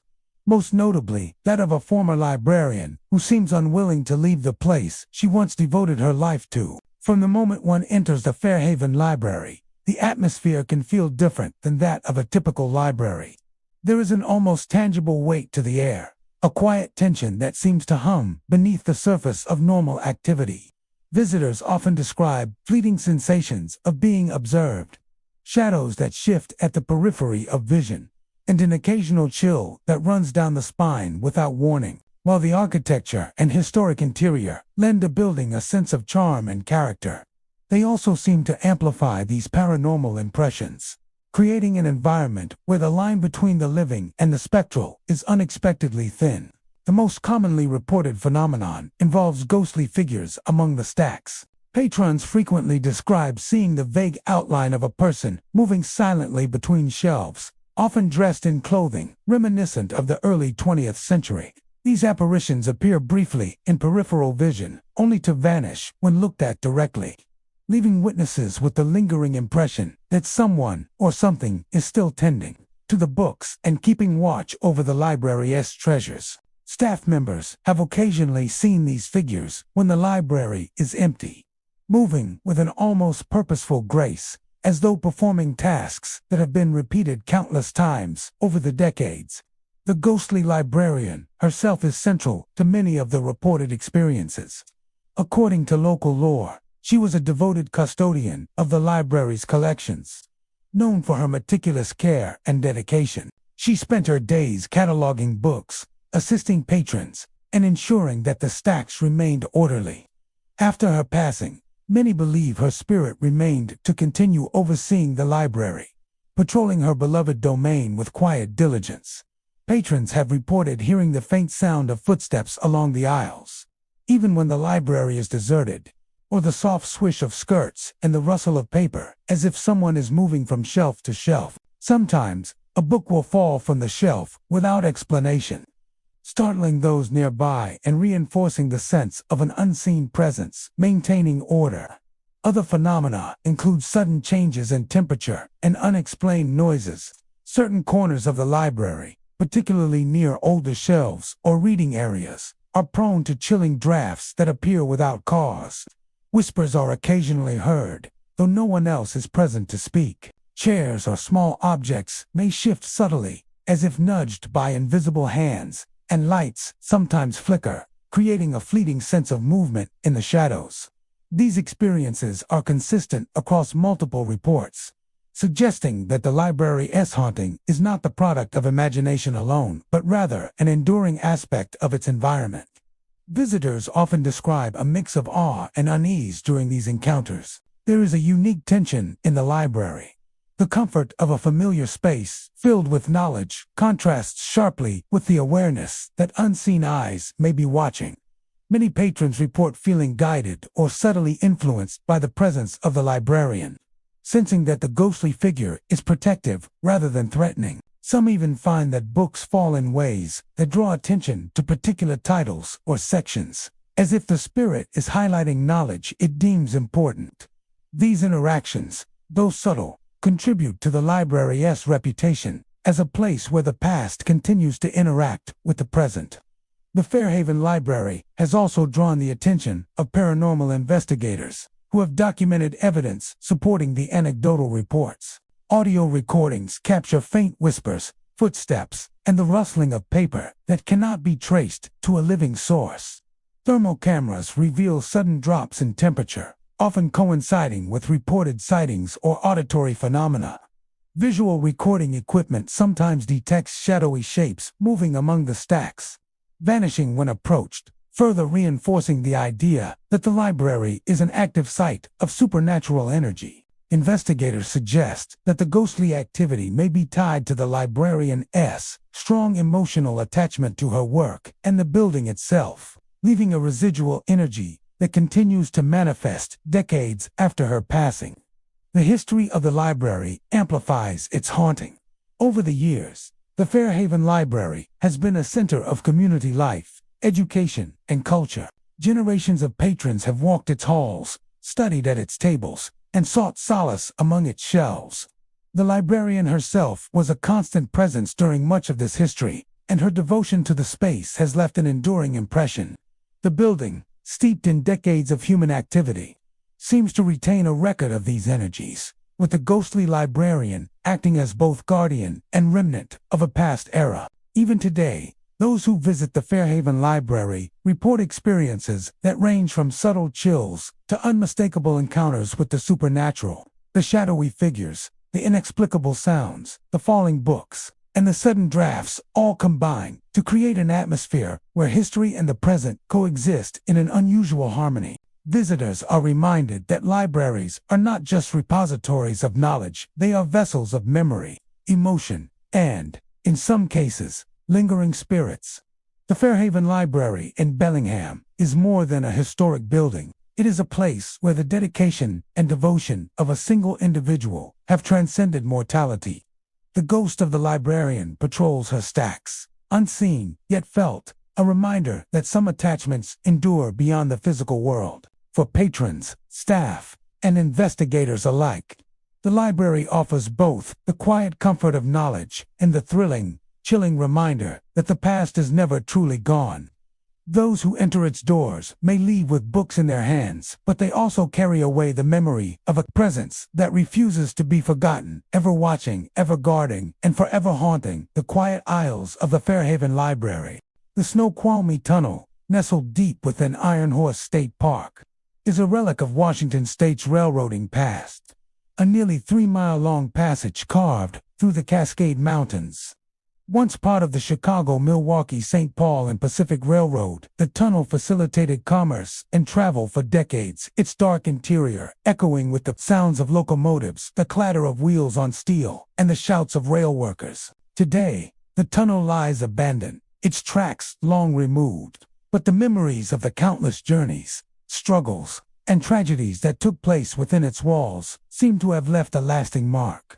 Visitors and hikers traversing the trail report not only the tunnel's chilling darkness and biting cold, but also experiences that defy explanation, lending the site a reputation as one of the most haunted locations in Washington state. Approaching the tunnel, hikers often comment on the sudden shift in atmosphere. The air grows heavier, colder, and damp.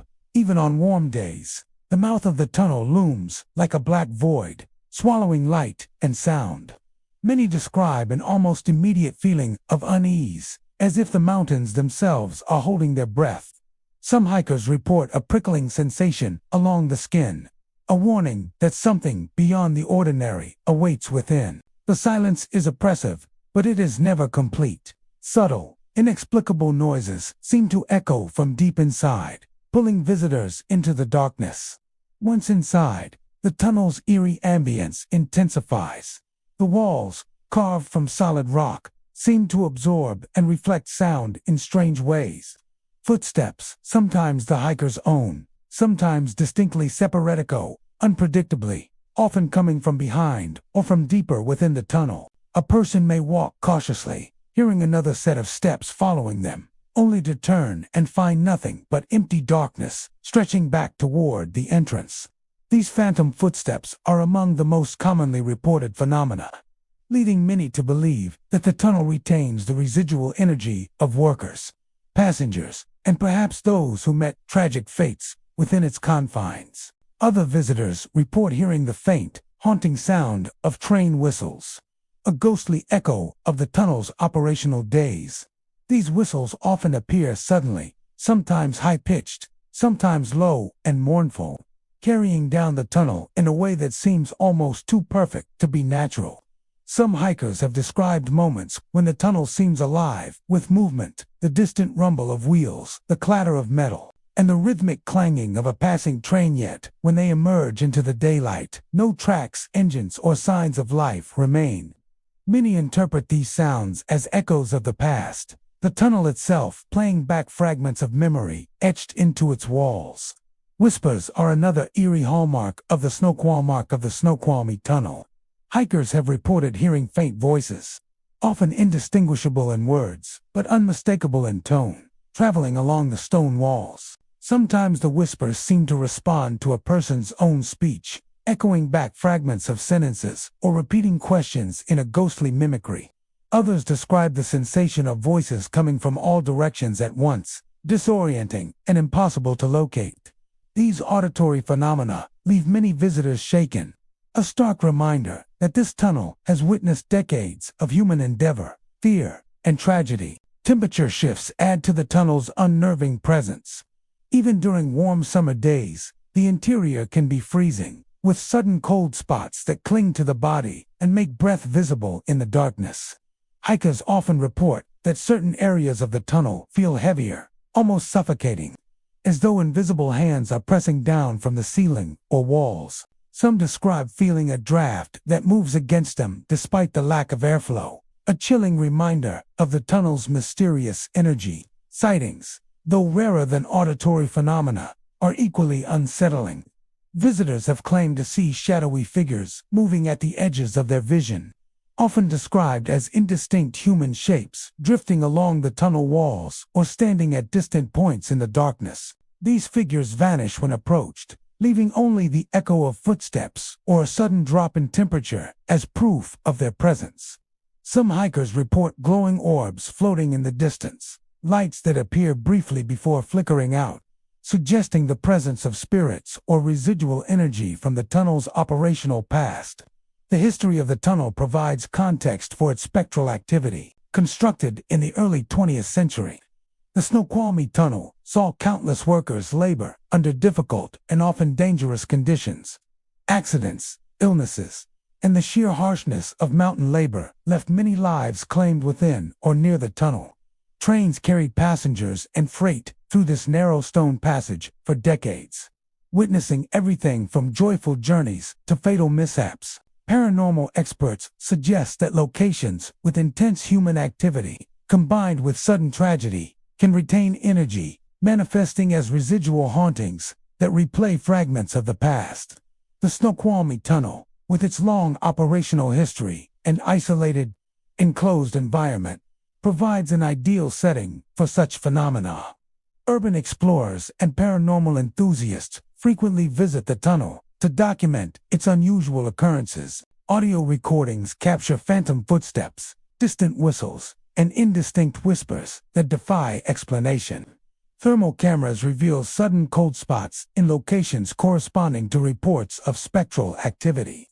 Visual recording sometimes picks up fleeting shadows or movements that vanish when approached. While skeptics may argue that the tunnel's shape, acoustics, and drafts create illusions, the consistency of these experiences across decades suggests that there is more than simple coincidence at play. For those who enter the Snoqualmie Tunnel, the experience is both thrilling and unsettling. The oppressive darkness, chilling cold, phantom footsteps, ghostly whistles, and whispers create an atmosphere where the present and the past intertwine. Hikers often leave with a mixture of fear, fascination, and respect for the unseen forces that linger within the mountains. The tunnel is a reminder that even abandoned places carry the weight of history, and that energy, emotion, and memory can persist long after human activity has ceased. The Snoqualmie Tunnel in Iron Horse State Park is more than a dark, abandoned passage through the mountains. It is a corridor where echoes of the past linger, a place where phantom footsteps, ghostly whistles, and whispering voices remind visitors that history never truly sleeps. Those who venture inside may walk through stone walls and darkness, but they also walk through memory, through the remnants of lives long gone, and through a haunting that refuses to fade, echoing endlessly along the length of the tunnel. Kel's Irish Pub in Seattle is more than just a lively gathering place for locals and visitors seeking a pint of Guinness or the warmth of live music. It is a building steeped in a chilling history that lingers beneath its festive atmosphere. Situated in what was once the Butterworth Mortuary, the pub's walls have witnessed decades of sorrow, solemnity, and final farewells. Today, the echoes of those past lives seem to refuse being forgotten, manifesting in experiences that have earned Kells a reputation as one of the most haunted locations in the city. Patrons, staff, and paranormal enthusiasts alike recount encounters that range from subtle, inexplicable sensations to outright apparitions, each story reinforcing the sense that the spirits of the mortuary's past remain very much present. Walking into Kel's Irish Pub, visitors are immediately struck by its unique ambience. The wooden beams, dark paneling, and cozy nooks are inviting, yet there is an underlying tension, a whisper of history that sets this pub apart from others. Regular patrons speak of sudden cold spots that sweep through even the most crowded areas, leaving goosebumps in their wake. Glasses may clink without explanation, chairs seem to shift slightly, and the occasional draft winds through the room, defying the warmth of a packed evening.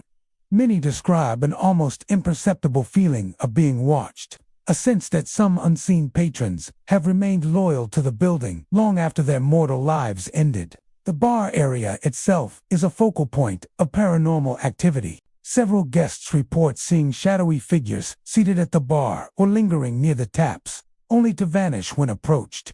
Bartenders have occasionally noticed bottles moving or tapping on the shelves without cause, and glasses appear to tilt or slide ever so slightly, as if handled by invisible hands. These phenomena often intensify late at night, after the regular crowd has dwindled. When the atmosphere is quieter and the energy of the building becomes more pronounced, it is as though the spirits are drawn to the heart of the pub, observing and interacting in ways that are subtle but undeniably present. Beneath the pub, in the basement that once served as part of the mortuary, the activity takes on a more chilling tone. Visitors report the appearance of a young girl, her figure small and translucent, wandering the shadows among the pipes and storage rooms. She is said to appear suddenly, often near dark corners or along the stairwell leading down from the main floor.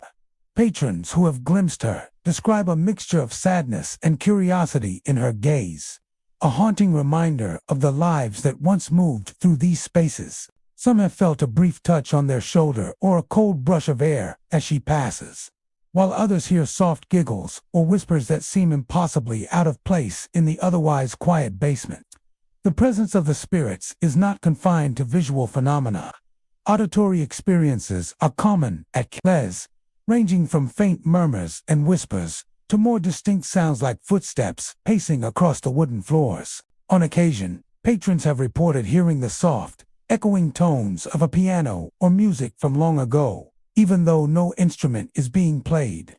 These sounds often appear to respond to movement or speech, creating a sense that the building itself is aware of the living visitors and is eager to communicate or at least make its presence known. Many speculate that the spirits lingering at Kells are those of the mortuary former employees and visitors. The Butterworth Mortuary, like any place of death and mourning, was a location charged with intense emotional energy, grief, sorrow, fear, and the finality of mortality. Paranormal investigators suggest that environments steeped in such strong emotion can retain residual energy, producing the kinds of hauntings experienced at Kells. In addition, some believe the young girl in the basement may have met a tragic end while connected to the building, leaving her spirit tethered to the site and unable to move on. Staff at Kells have grown accustomed to the presence of the unseen, often sharing stories of experiences that range from amusing to unsettling. Glasses may topple, lights flicker inexplicably, or patrons claim to feel the sensation of being lightly touched when no one is nearby. Rather than fear, many employees treat the activity with a combination of respect and curiosity, viewing the spirits as an intrinsic part of the pub's character. Guests who are aware of the hauntings often visit intentionally, hoping for a glimpse of the shadowy figures or a brush with the supernatural energy that makes the pub unique. Paranormal investigators have also been drawn to Kells, documenting ghostly occurrences and capturing audio and visual anomalies. Recordings have revealed faint whispers and footsteps, while cameras occasionally pick up shadowy movements or flickering lights that cannot be attributed to the patrons. Thermal imaging has shown sudden cold spots, particularly near the basement and the bar, reinforcing the stories told by eyewitnesses. While skeptics may attribute some phenomena to the building's age, structural quirks, or overactive imagination, the consistency of reports over time suggests a genuine haunting, one intertwined with the pub's layered history. Visitors to Kells often describe a mix of excitement and unease. The pub's warmth, laughter, and conviviality contrast sharply with the awareness of lingering spirits, creating an atmosphere that is both lively and chilling. These encounters are reminders that the past has a way of persisting, quietly influencing the spaces we inhabit and the experiences we share. Kells Irish Pub is a unique combination of history, culture, and the supernatural. Built upon the foundation of the Butterworth Mortuary, it carries the memories and energies of those who once walked its halls, turning a lively pub into a place where the living and the dead coexist in a subtle, haunting dance. For visitors, the ghostly figures, cold spots, and whispers are both a thrill and a reminder of the building's long and complex history. Those who enter Kells do more than enjoy a drink. They step into a space where the past is never truly gone, where spirits linger among the shadows, and where the unseen continues to leave its mark on every corner of the pub. The Northern Pacific Railway tunnels at Stampede Pass, tucked deep within the rugged Cascade Mountains of Washington, are more than mere relics of early 20th century engineering. They are corridors haunted by the memories of the men who labored and, in many cases, perished during their construction. These tunnels, carved through solid rock to create a vital passage for trains, stretch for miles, their dark interiors, and echoing chambers offering both a glimpse into the past and an unsettling encounter with the unknown. Over the decades, stories of strange lights, phantom figures, and the sound of ghostly labor have circulated among hikers, rail enthusiasts, and paranormal investigators, solidifying the tunnel's reputation as one of the state's most haunted sites. From the moment one approaches the entrance to the tunnels, there is a palpable shift in the air. The dense forest of Stampede Pass gives way to the looming stone openings, their shapes irregular and imposing. Visitors often report a sudden drop in temperature near the mouths of the tunnels, a cold that seeps into the bones even on warm summer days. The stillness of the surrounding mountains amplifies every sound, and the natural quiet is broken only by the occasional creak of old timber supports or the wind whispering through cracks in the rock. Many who have ventured close to the tunnels describe an immediate sense of unease, as if the mountain itself is aware of their presence. Inside, the atmosphere grows heavier. The tunnels are dark and narrow, the walls rough-hewn from the decades-old blasting and drilling that carved their path. Hikers and urban explorers alike report hearing the unmistakable sounds of ghostly labor, the echo of picks striking rock, the shuffle of boots on gravel, and even faint, distant voices calling to one another. These sounds often appear without cause, emanating from deep within the tunnel, where no other living person could be present. The echoes can be disorienting, bouncing unpredictably through the winding passages, giving the impression that the tunnels themselves are alive with memories of the men who built them. Phantom figures are among the most chilling reports from the Northern Pacific Railway tunnels. Witnesses often describe seeing shadowy shapes moving at the edges of their vision, vanishing when looked at directly. Some claim to have glimpsed men in period clothing, carrying lanterns or tools, as if continuing work long after death. These apparitions are most commonly reported near areas where accidents occurred or where the rock is unstable, suggesting that the spirits are tied to locations of intense emotional and physical labor. In some cases, visitors have felt an unseen presence following them, a subtle brush against their shoulder, or the sensation of eyes watching from the darkness, heightening the sense that the tunnels are not merely empty rock passages, but repositories of memory and lingering energy. Strange lights are another hallmark of the tunnel's haunting. Lantern-like glows sometimes appear far down the passages, flickering and moving in ways inconsistent with natural light sources. Hikers have reported following these lights only to find nothing at the source, leaving them with the eerie impression that the illumination is the work of spirits attempting to guide or perhaps warn those who enter. On rare occasions, entire chambers appear faintly illuminated for seconds at a time, revealing walls and tracks before fading back into darkness, as if the tunnels themselves are replaying scenes from their past. Temperature anomalies and sudden drafts contribute further to the supernatural reputation. Even on calm days, cold spots appear inexplicably within the tunnels, often coinciding with sightings of ghostly figures or the sounds of phantom labor. Some explorers describe the sensation of a chilling breeze brushing past them, despite the absence of openings that would allow air to flow in. The combination of darkness, cold, and auditory phenomena creates a disorienting environment, making it difficult to distinguish natural occurrences from supernatural ones. The history of the Northern Pacific Railway tunnels helps explain the nature of these hauntings. Constructed in the early 1900s, the tunnels were among the most challenging engineering projects of the era, requiring workers to endure dangerous conditions in harsh mountain terrain. Accidents were common, and dozens of men lost their lives during construction. Victims of blasting mishaps, collapses, or exposure to extreme cold. The emotional weight of these deaths, coupled with the intense labor and the remote, isolating location, seems to have left an imprint on the tunnels themselves. Paranormal investigators suggest that sites where traumatic events occur, especially those involving intense human effort and sudden death, can retain energy that manifests as residual hauntings, replaying fragments of the past for those who enter. Over the years, the tunnels have drawn the attention of ghost hunters and urban explorers seeking to document these phenomena. Audio recordings have captured faint sounds resembling picks, striking rock, voices, and footsteps that cannot be traced to any living person. Thermal cameras occasionally detect cold spots that appear and disappear with no environmental explanation. Visual recording equipment sometimes captures fleeting shadows or lantern-like lights moving through the dark passages, only to vanish upon closer inspection.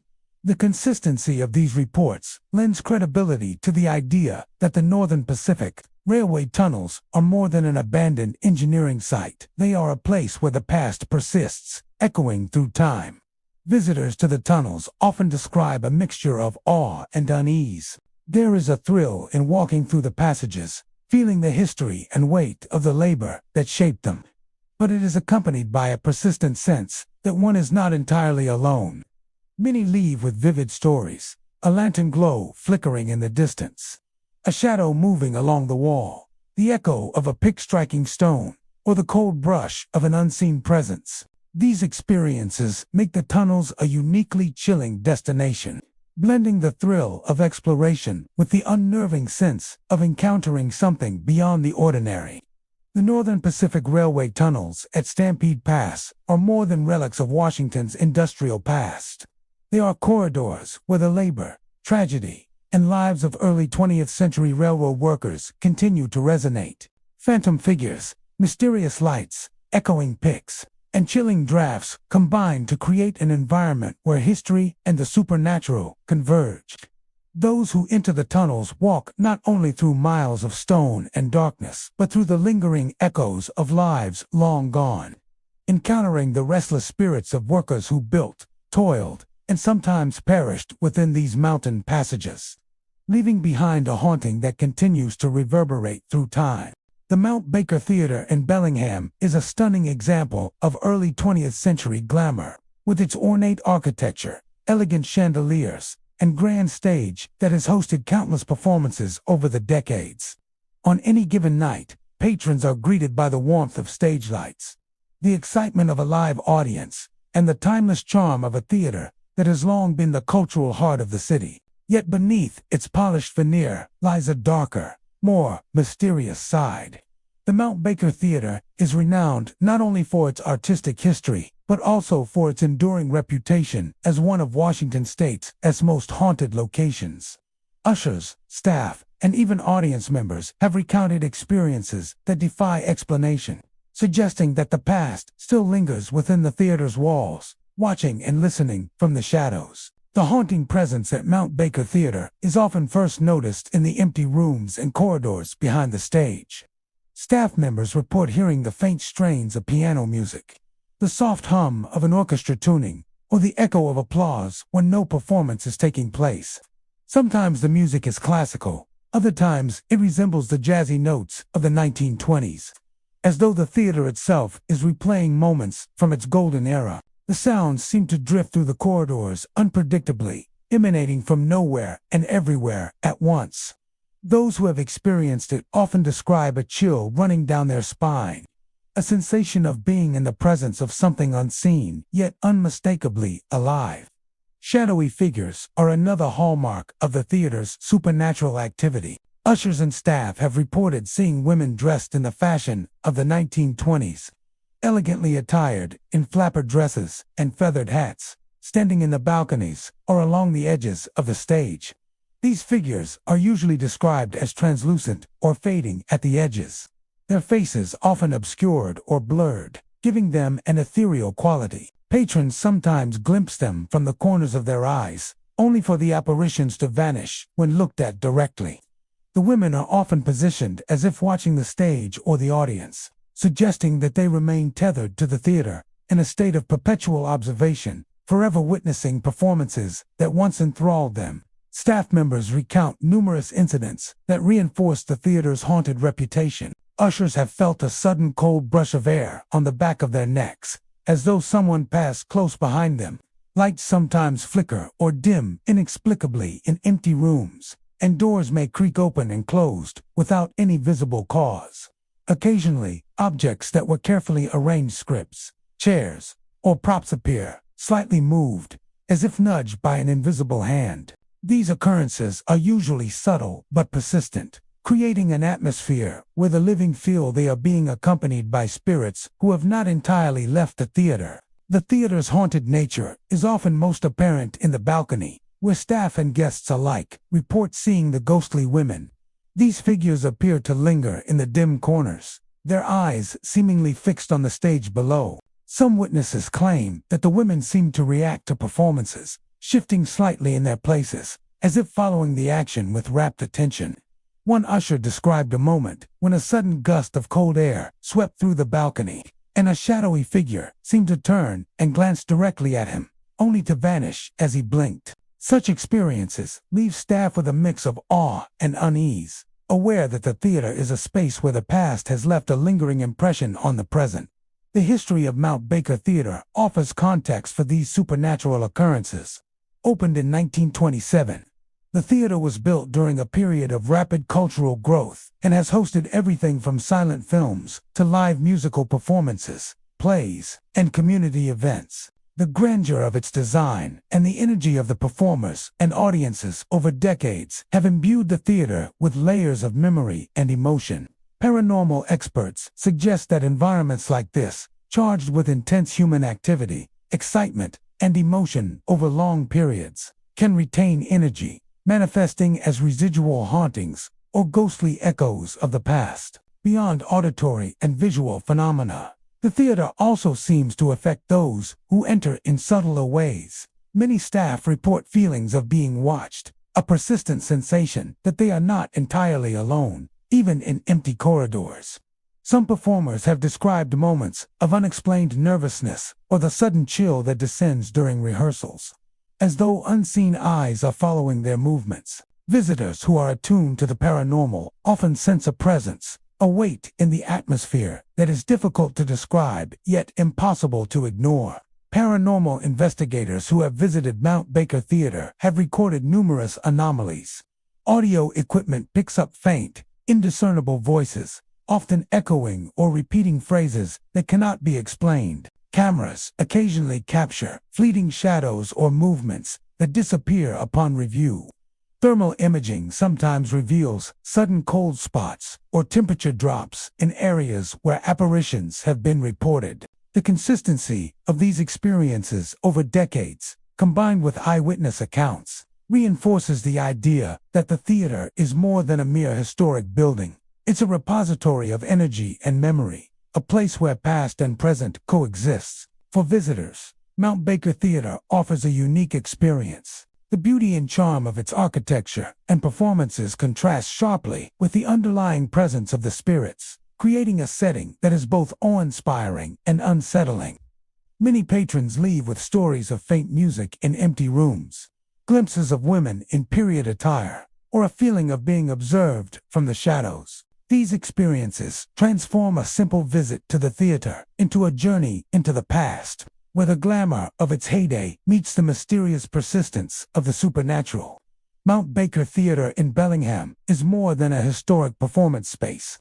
It is a stage where the past continues to play alongside the present, from ghostly women in the balcony to unexplained music and the subtle presence felt by staff and visitors. The theater is a place where memory, emotion, and history have left an indelible mark. Those who enter its doors step not only into a world of performance and art, but also into a realm where the echoes of decades past persist, quietly watching, listening, and reminding us that some audiences never truly leave their seats. Beneath the bustling streets of Seattle's Pioneer Square lies a hidden world few ever see. The Seattle Underground, a labyrinth of cobblestone passageways, forgotten storefronts, and shadowed corridors. This subterranean network was once the heart of the city. Built in the late 19th century, before devastating fires and floods forced the city to raise its streets. While today it serves as a tourist attraction, drawing visitors eager to explore a piece of history, the underground is also steeped in mystery and the supernatural. Numerous reports of ghostly encounters, unexplained noises, and sudden chills suggest that the spirits of early settlers may still linger in the shadowed streets below the modern city. Tourists descending into the underground are immediately struck by the change in atmosphere. The temperature drops noticeably, the air feels damp, and the walls, lined with aged brick and timber, seem to absorb sound rather than reflect it. Guides often caution visitors about the low lighting and uneven walkways, but many also whisper of the eerie sensations that some have reported while exploring the tunnels. Cold hands brushing shoulders, faint murmurs echoing along empty corridors, and fleeting shadows darting at the edges of vision. Those who have spent time wandering the underground describe a sensation of being observed, as if the lives that once filled these spaces continue to leave an invisible presence behind. One of the most commonly reported phenomena involves tactile sensations. Visitors recount the feeling of a light touch or brush against their arms and backs, often when no one is near. Sometimes it is fleeting, a chill that passes in an instant, while other times it lingers, creating the unmistakable impression of an unseen hand grazing the skin. Those who have experienced it often shiver, feeling the weight of a history that is palpable but impossible to see. Some speculate that these sensations are the residual energy of settlers who perished during the early days of Seattle, when fire, disease, and harsh living conditions were a constant threat. Whispers are another hallmark of the underground's hauntings. Many tourists report hearing indistinct voices, murmurs, or even conversations that vanish as quickly as they appear. Sometimes the whispers seem to come from the shadows between the old storefronts or from beneath doorways, as if the walls themselves are recalling events from over a century ago. Guides often caution that the acoustics of the underground can carry faint sounds in strange ways, but numerous witnesses insist that what they heard was unmistakably human voices that were not their own, speaking in tones and rhythms unlike modern speech, echoing the cadence of an era long gone. Sightings of figures are also frequently reported. Shadows dart along corridors, vanish behind doorways, or linger momentarily near the arches of the tunnels. Many of these apparitions are described as fleeting, caught only in the corner of the eye, and gone when directly observed. Some witnesses claim to have seen men and women dressed in period clothing, their movements deliberate and purposeful, as if carrying on with the daily routines of a life interrupted. Others report glimpses of children running through the passageways, only to disappear when approached. These sightings, often accompanied by cold drafts or the smell of smoke and wood from long extinguished fires, add a tangible sense of unease and wonder to the underground experience. Certain areas of the Seattle Underground seem to be more active than others. Near the original entrances to shops and saloons, visitors frequently report hearing the clink of glasses, the shuffle of feet on cobblestones, or faint strains of music that could be from an old piano or accordion. The sounds are often so realistic that some assume another group of tourists is nearby, only to find the corridors empty. These auditory phenomena reinforce the sense that the underground is a living memory of the city's past, replaying moments from its early days when the streets above were not yet raised and the people below were carving out their lives. Paranormal investigators have explored the underground extensively, seeking to document these strange occurrences. Audio recordings have captured faint whispers and footsteps that cannot be attributed to any living person. Thermal imaging occasionally detects sudden cold spots, sometimes coinciding with reported sightings or unexplained touches. Cameras occasionally capture fleeting shadows that vanish upon review. The consistency of these experiences over decades, combined with first-hand accounts from tourists and staff, suggests that the Seattle Underground is not merely a relic of history, but a space where the past continues to interact with the present. The history of Pioneer Square and the city's early underground streets helps explain why the spirits might linger. Fires in 1889 destroyed much of the city, and the streets were rebuilt above the original ground level, leaving the underground passageways abandoned and mostly forgotten. During that time, many residents lost homes, livelihoods, or even lives, and the trauma, fear, and sorrow may have left an imprint on the environment. In addition, life in the late 19th century was fraught with hardship, and the constant labor, struggle, and premature deaths may have tethered the spirits of some settlers to the spaces they once inhabited. Visiting the Seattle Underground is both an educational journey and a chilling encounter with the unknown. Tourists leave with stories of brushes against unseen hands, whispers in empty corridors, or shadows that dart just out of reach. Guides often recount their own experiences, emphasizing that the underground is a place where history is alive in a way that feels almost tangible. For those who are sensitive to the paranormal, the combination of cold air, echoes, and faintly glowing passageways creates an atmosphere thick with presence, offering a glimpse into the lives that once filled this hidden city beneath the streets. The Seattle Underground in Pioneer Square is far more than a forgotten network of passageways. It is a repository of memory, a place where the echoes of early settlers continue to resonate. Cold touches, fleeting shadows, whispers in the dark, and the sense of being watched all serve as reminders that the past is never truly gone. For those who walk its corridors, the underground is a haunting testament to a city's history, a place where the living and the dead coexist, and where the spirits of Seattle's early residents continue to wander the labyrinthine streets quietly, watching, waiting, and remembering. Mary Hill Museum, perched on a bluff overlooking the Columbia River in Goldendale, Washington, is renowned for its impressive art collections and breathtaking views. Its walls house Native American artifacts, European paintings, sculptures, and eclectic exhibits that span centuries. Visitors come for the art, the architecture, and the sweeping vistas, yet many leave with stories that are far more unsettling than the beauty of the displays. For decades, the museum has been associated with paranormal activity, and numerous guests and staff have reported experiencing phenomena that suggest the presence of spirits lingering in its grand halls. One of the most frequently reported occurrences involves the museum's paintings. Visitors have described moments when artworks appear subtly altered, a brushstroke seems shifted, A figure's gaze turns ever so slightly, or objects within a painting appear to have moved since the last viewing. These changes are often so subtle that they are only noticed after returning to a gallery moments later. Museum staff have occasionally found paintings slightly misaligned on the walls, even after having been meticulously secured. While skeptics suggest environmental factors or human error, many witnesses are adamant that these movements are inexplicable, as if the art itself has a life beyond human control. Floating lights are another common phenomenon at Maryhill Museum. Guests walking through galleries in quiet hours often report seeing small, flickering lights drifting across the room. Unlike ordinary electrical malfunctions, these lights move in a deliberate, almost sentient manner, sometimes hovering near a specific painting or artifact before vanishing entirely.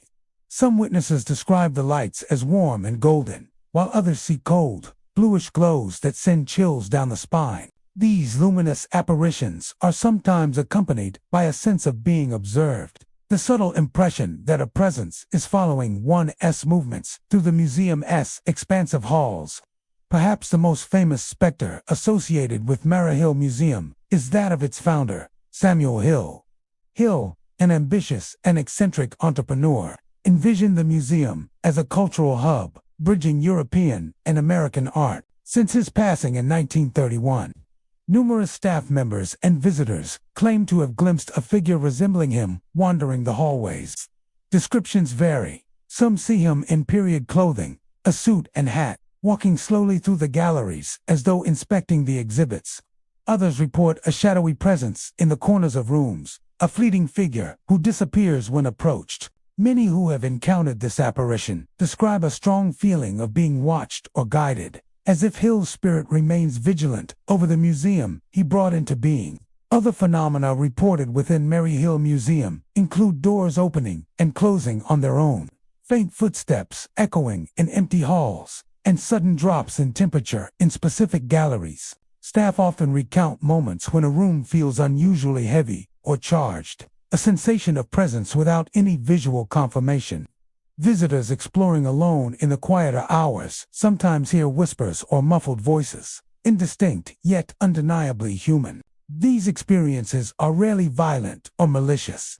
Rather, they carry an air of curiosity, as though the spirits are observing, interacting, or replaying fragments of a life and a vision that shaped the museum's history. Paranormal investigators have taken an interest in Maryhill Museum for decades.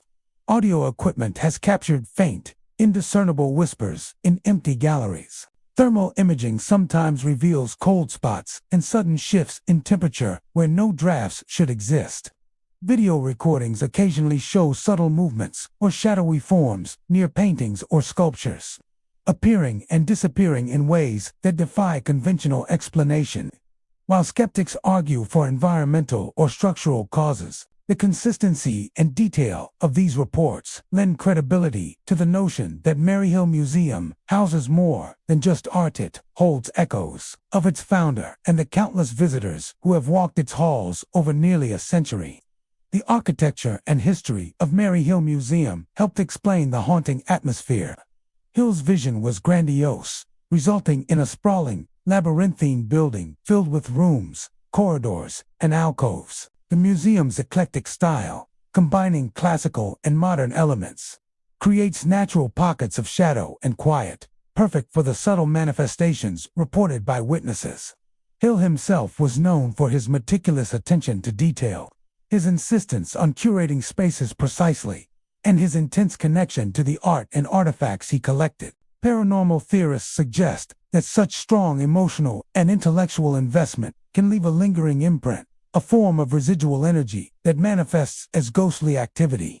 Visitors to Maryhill often leave with a mix of admiration and unease. Many come expecting to see paintings and sculptures, only to find themselves noticing subtle movements in artwork, glimpsing a shadow in the corner of a gallery, or feeling a cold breeze in an otherwise warm room. Some recount seeing a figure following them from room to room, vanishing when they attempt a closer look. These experiences create a powerful sense that the museum is alive in ways beyond the ordinary, a space where the past and present coexist in quiet, mysterious harmony. The museum's paranormal reputation adds a unique layer to its allure. Guests often return, hoping to witness the unexplained firsthand or to capture evidence of the lingering spirits. Whether it is the drifting lights, the shifting paintings, or the enigmatic presence of Samuel Hill himself, Mary Hill Museum offers an experience that combines cultural enrichment with the thrill of the unknown.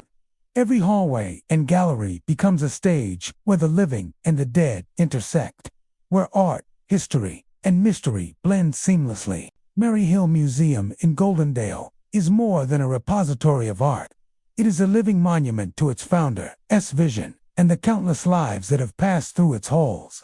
From ghostly lights drifting through galleries to paintings that seem to move on their own, and the watchful apparition of Samuel Hill, the museum is a place where history, culture, and the supernatural converge. Those who wander its rooms experience not only the beauty of the art, but the lingering presence of those who built, curated, and cherished this remarkable institution. A haunting reminder that some spirits remain devoted to their life's work long after death. Point Wilson Lighthouse, perched on the rocky tip of the Quimper Peninsula in Port Townsend, Washington, has been a steadfast guardian for ships navigating the treacherous waters of the Strait of Juan de Fuca for over a century. Its beam has guided countless sailors safely to harbor, cutting through fog, rain, and the darkness of night. Yet for those who have spent time within its walls, the lighthouse offers more than maritime history and breathtaking coastal views. It harbors an enduring reputation for the supernatural. Over decades, lighthouse keepers, visitors, and local historians have reported strange occurrences, suggesting that the spirits of the sea and passkeepers may still linger along the shore and within the lighthouse itself. One of the most commonly reported phenomena at Point Wilson is the sound of phantom knocks on doors. Keepers have often described the experience of returning from their nightly rounds only to hear rhythmic tapping coming from the main living quarters or from doors deep within the lighthouse. These knocks are sometimes loud enough to startle the unsuspecting, yet when the door is opened, no one is there. Some keepers claim the knocks mimic the pattern of Morse code, as if the spirits are attempting to communicate with the living. The sound can appear anywhere, from the main stairwell to the old storage rooms, and often vanishes as suddenly as it appears, leaving a chilling silence in its wake.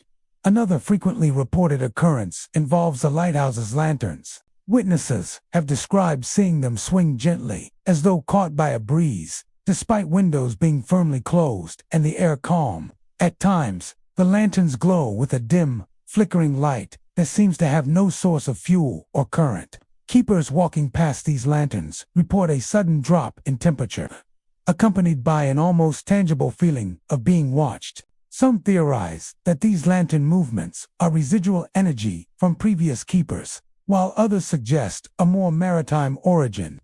Perhaps the restless spirit of a sailor drawn to the lighthouse's light even after death. Perhaps the most famous specter associated with Point Wilson Lighthouse is the ghostly figure of a drowned sailor. Visitors and keepers alike have reported glimpses of a man standing near the shore, his clothes dripping wet, hair plastered to his face, and eyes fixed on the lighthouse. The figure often appears at dusk or during dense fog, emerging from the rocky coastline as if still searching for safe passage. Many who have witnessed him describe a profound sense of melancholy and longing, as though the spirit is trapped between the world of the living and the dead, eternally tethered to the place where his life ended. Some accounts suggest that when the apparition vanishes, the sound of water lapping against rocks or a distant moan of the wind seems to echo in the ears of those nearby, reinforcing the feeling that the sea itself mourns him. Inside the lighthouse, other phenomena have been noted. Keepers often report hearing footsteps echoing along the narrow spiral staircase, even when they are alone. The footsteps sometimes ascend or descend with a deliberate rhythm, stopping abruptly or fading into silence. Some describe hearing faint whispers carried on the coastal wind, indistinct but unmistakably human. Occasionally, furniture or small objects are found slightly displaced, books moved from shelves, keys shifted, or chairs angled differently from where they were left. Though subtle, These occurrences create an atmosphere that is both unsettling and palpable, a sense that unseen observers are present. Paranormal investigators have visited Point Wilson Lighthouse over the years, attempting to document these strange events. Audio equipment often captures faint knocks or indistinct voices, while thermal imaging reveals sudden cold spots in areas with no apparent draft. Cameras sometimes pick up orbs of light or fleeting shadows, moving along walls or through hallways where no living person is present. Many investigators note the consistency of these experiences across decades, suggesting that the lighthouse is a repository not only of maritime history but also of lingering energy from those who lived and died along the shore. The history of the lighthouse itself adds depth to its haunted reputation. Built in 1879 and automated in the 1970s, Point Wilson has been witness to countless shipwrecks, storms, and lives lost to the unforgiving waters. Lighthouse keepers spent long, isolated hours tending to the light, often in extreme weather and solitude. Accidents, drownings, and the relentless passage of time have all contributed to the sense that the lighthouse and its surroundings are charged with memory and energy. Many believe that these intense emotional and physical experiences have left an imprint, manifesting as the unexplained phenomena described by visitors and staff. Some report seeing fleeting shadows in windows, feeling cold touches along stairwells, or glimpsing the drowned sailor watching silently from the rocky coast. Even during the daylight hours, the lighthouse exudes an atmosphere of quiet vigilance, a sense that unseen eyes are observing, cataloging every movement. Those who spend time within the building describe a profound mix of awe and unease, aware that they are in a place where history and the supernatural intersect. Point Wilson Lighthouse is more than a navigational aid or historic landmark. It is a vessel of memory, emotion, and lingering presence. From phantom knocks and swinging lanterns to the sorrowful figure of the drowned sailor, the lighthouse stands as a testament to the human lives connected to the sea and to the long shadows cast by history. Visitors and keepers alike walk its halls with a heightened sense of awareness, knowing that beneath the sound of waves and the cry of gulls lies an unseen world, watching, waiting, and whispering stories from the depths of time. The spirits of Point Wilson Lighthouse remind all who enter that some souls never leave, forever tethered to the places they loved, served, and lost. The Georgetown Morgue in Seattle stands as a chilling reminder of the city's past, a building steeped in death, mystery, and lingering spirits. Built in the early 20th century, the morgue was once a bustling facility where the dead were processed, examined, and sometimes held for identification. Its walls, cold and gray, were designed for practicality, not comfort, and over the decades, countless bodies passed through its halls. Today, the building is abandoned, yet the grim history appears to have left more than just memories etched into the concrete. Visitors, urban explorers, and even those who work nearby have reported unnerving experiences that suggest the Georgetown Morgue is far from empty. From the moment one approaches the structure, the atmosphere is heavy and oppressive. The windows, long boarded or coated in grime, reflect little light, casting the interior in near perpetual gloom. Many who venture close report an immediate sense of unease, as if the building itself exerts a warning. Those who have dared to step inside describe a coldness that seems unnatural, a chill that seeps into the bones and refuses to dissipate. It is more than the Pacific Northwest air. It is a chill that carries weight, an invisible presence pressing against anyone who enters. Once inside, visitors often report hearing things that should not be possible. The most common phenomenon is the sound of screaming and crying. Some describe high-pitched wails that echo through the empty corridors. Others speak of muffled sobs coming from darkened corners. The source of these sounds is never identifiable, and they often stop as suddenly as they begin, leaving only silence behind. Urban explorers recount moments when they pause, certain someone else is in the hallway with them, only to find the space completely empty. Many interpret these sounds as the restless echoes of the morgue's former occupants' souls, who never found peace in death. Phantom figures are another frequent report, shadows that move against the walls, half-seen shapes that dart through doorways, and apparitions lingering in stairwells are all part of the Georgetown morgue's lore. Witnesses often describe these figures as indistinct yet human in form, sometimes wearing old-fashioned clothing, sometimes shrouded in mist. A few have seen figures standing silently at the end of a hallway, motionless, staring before fading into the darkness when approached. The apparitions are not always malevolent, but their sudden appearance can induce a profound sense of fear and vulnerability, reminding visitors that the building is still inhabited in ways unseen. Temperature fluctuations within the morgue are also frequently reported. Cold spots seem to follow visitors, lingering in corners or hallways where no drafts should exist. Explorers have noted that these areas often coincide with locations where other phenomena occur, such as phantom sounds or fleeting shadows. The sudden drop in temperature can be so intense that it causes goosebumps, shivering, and even breath visible in the air, despite otherwise moderate conditions. Many who have experienced this describe it as a tactile reminder of the lingering presence of those who passed through the morgue decades ago.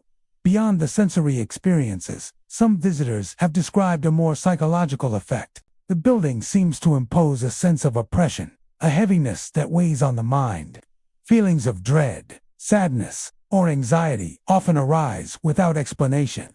It is as if the walls themselves remember the fear, pain, and suffering that occurred within them. Paranormal theorists suggest that such energy, concentrated over decades of death and trauma, can imprint itself on a location, leaving residual echoes that are perceptible to the living.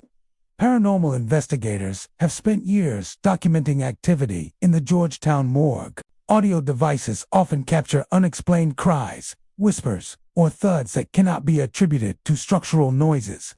Thermal imaging reveals cold spots and sudden temperature shifts. Some recordings have captured shadowy movements in hallways, indistinguishable shapes that move against the grain of the footage and disappear upon review.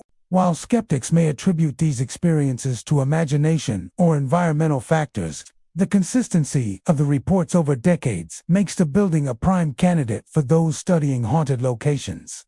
The history of the Georgetown morgue itself lends context to its spectral reputation. During its operational years, the morgue dealt not only with natural deaths, but also with violent incidents, accidents, and epidemics.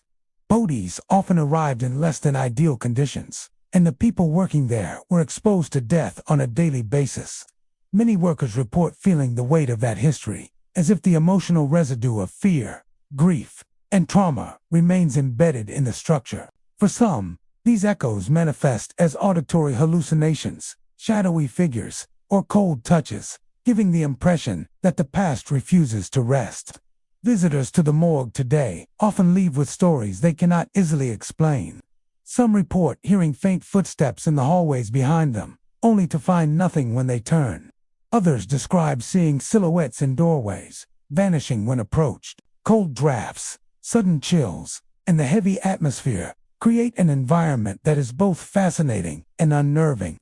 Even those who come seeking urban exploration often find themselves unnerved, with an awareness that the building holds more than bricks, concrete, and history. It holds lingering spirits unwilling or unable to move on. The Georgetown morgue in Seattle is more than a relic of the city's past. It is a place where history, death, and the supernatural intersect. From phantom cries and shadowy figures to inexplicable chills and the oppressive weight of decades of suffering. The building stands as a monument to lives lost and stories untold. Those who step inside experience more than decay and emptiness. They encounter echoes of the past, remnants of souls still wandering the corridors, waiting, watching, and reminding all who enter that some spirits never truly leave. The Oxford Saloon, in Snohomish, Washington, stands as a relic of the town's more turbulent past. Established in the late 19th century, the saloon was once a hub of activity, where miners, loggers, and locals gathered to drink, gamble, and exchange stories. Over the decades, however, it became the site of violence and tragedy, and many believe that the events of the past have left a lingering presence within its walls.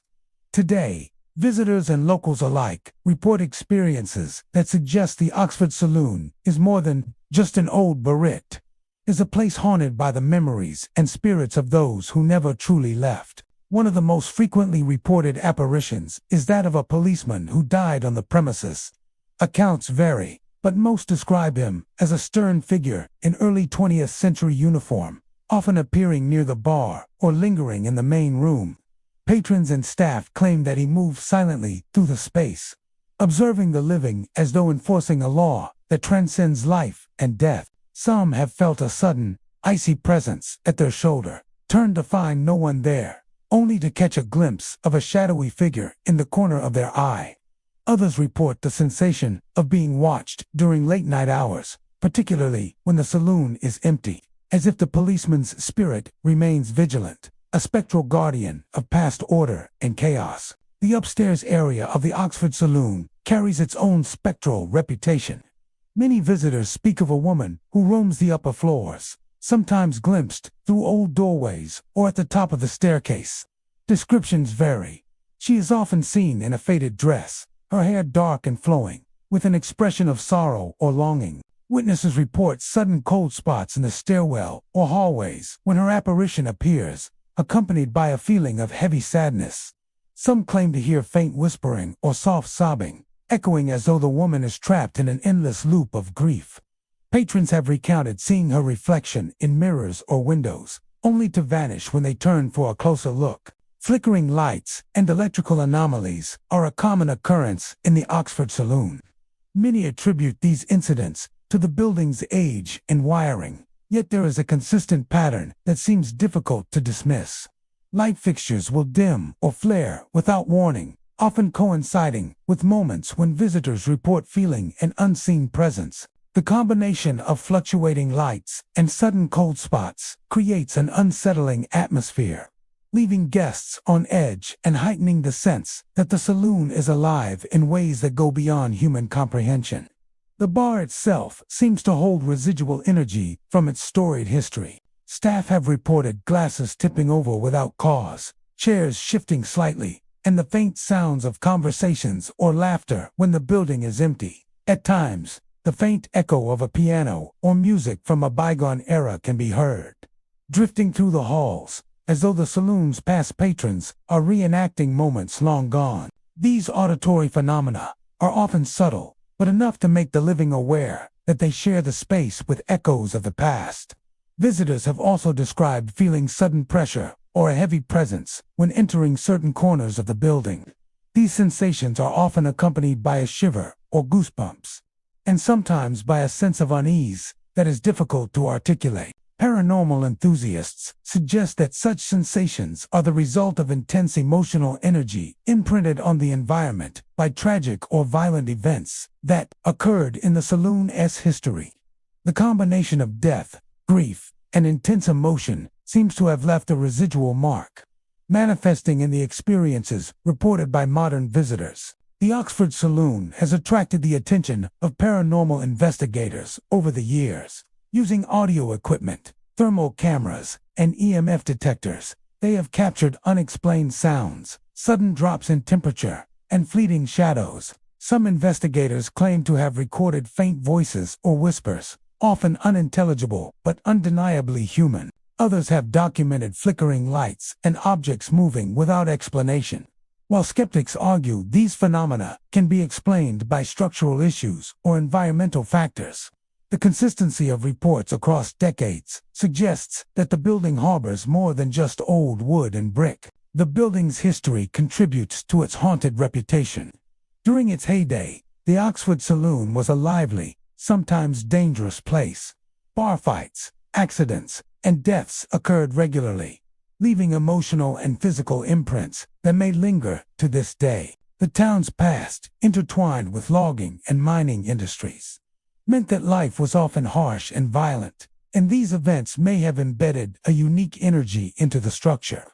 Those who work or visit the saloon frequently report a sense that the building remembers, a consciousness that extends beyond the present moment.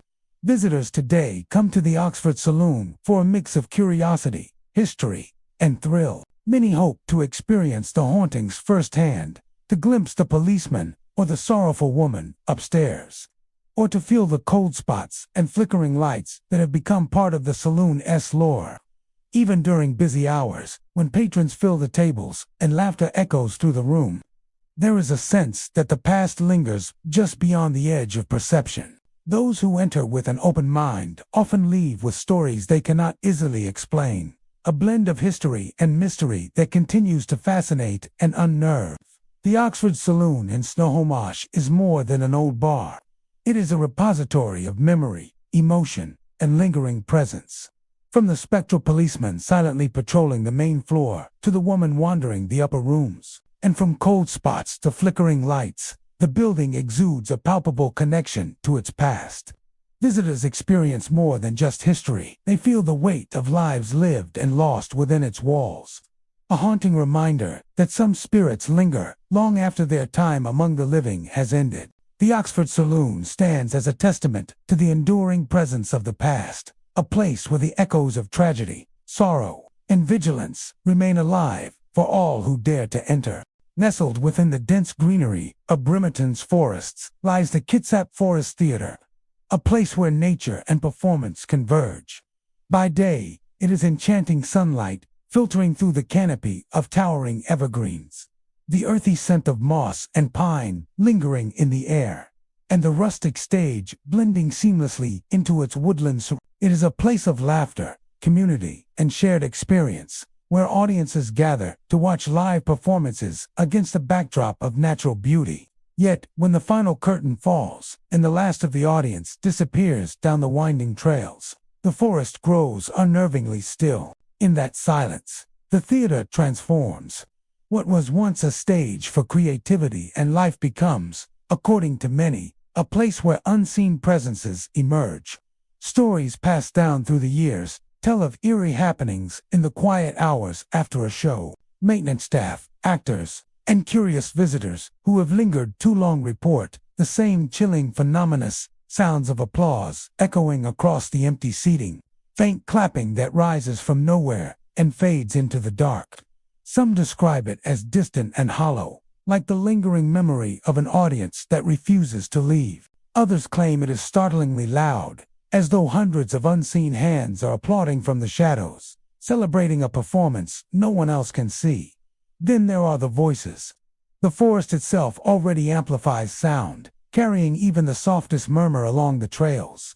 But those who remain after nightfall insist the voices they hear do not belong to the living. Disembodied murmurs drift from the stage when no one stands upon it. Some sound like actors rehearsing lines, words indistinct yet unmistakably deliberate. Others are clear and chilling names being called into the night, whispers that seem directed at whoever dares to linger in the darkness. On more than one occasion, visitors reported hearing laughter, soft and eerie, as though the forest itself was mocking their unease. Actors who have performed at Kitsap Forest Theater tell of moments when the atmosphere shifts without warning.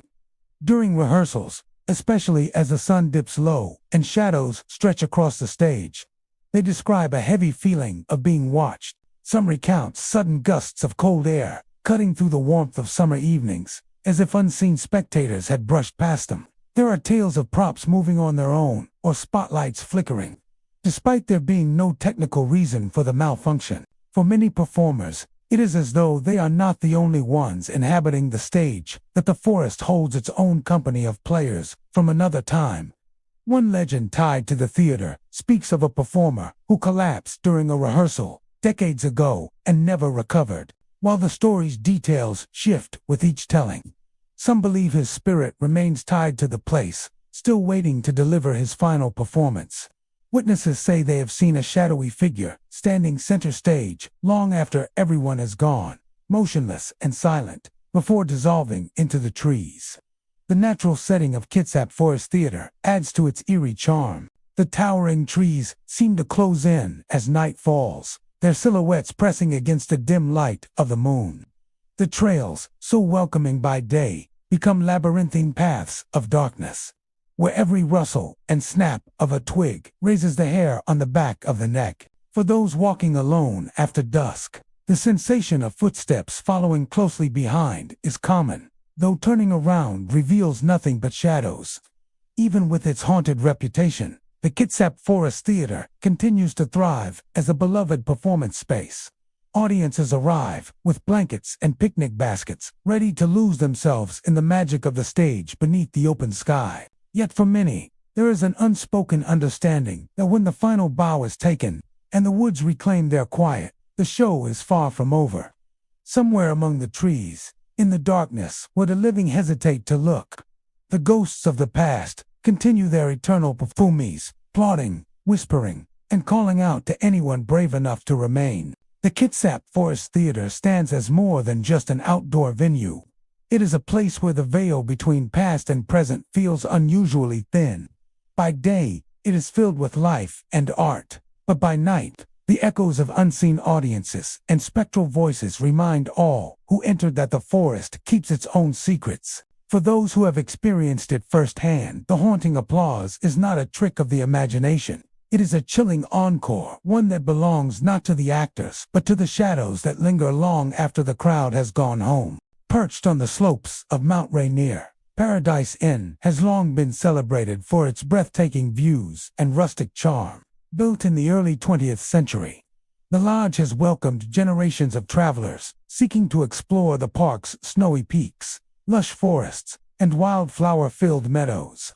Yet beneath its picturesque exterior lies a chilling presence, one that has been observed by guests and staff for decades. The lodge's remote location, combined with its long history and the countless visitors who have passed through its halls, seems to have left a lingering imprint, one that manifests in phantom figures, unexplained noises, and an unsettling sense of being watched.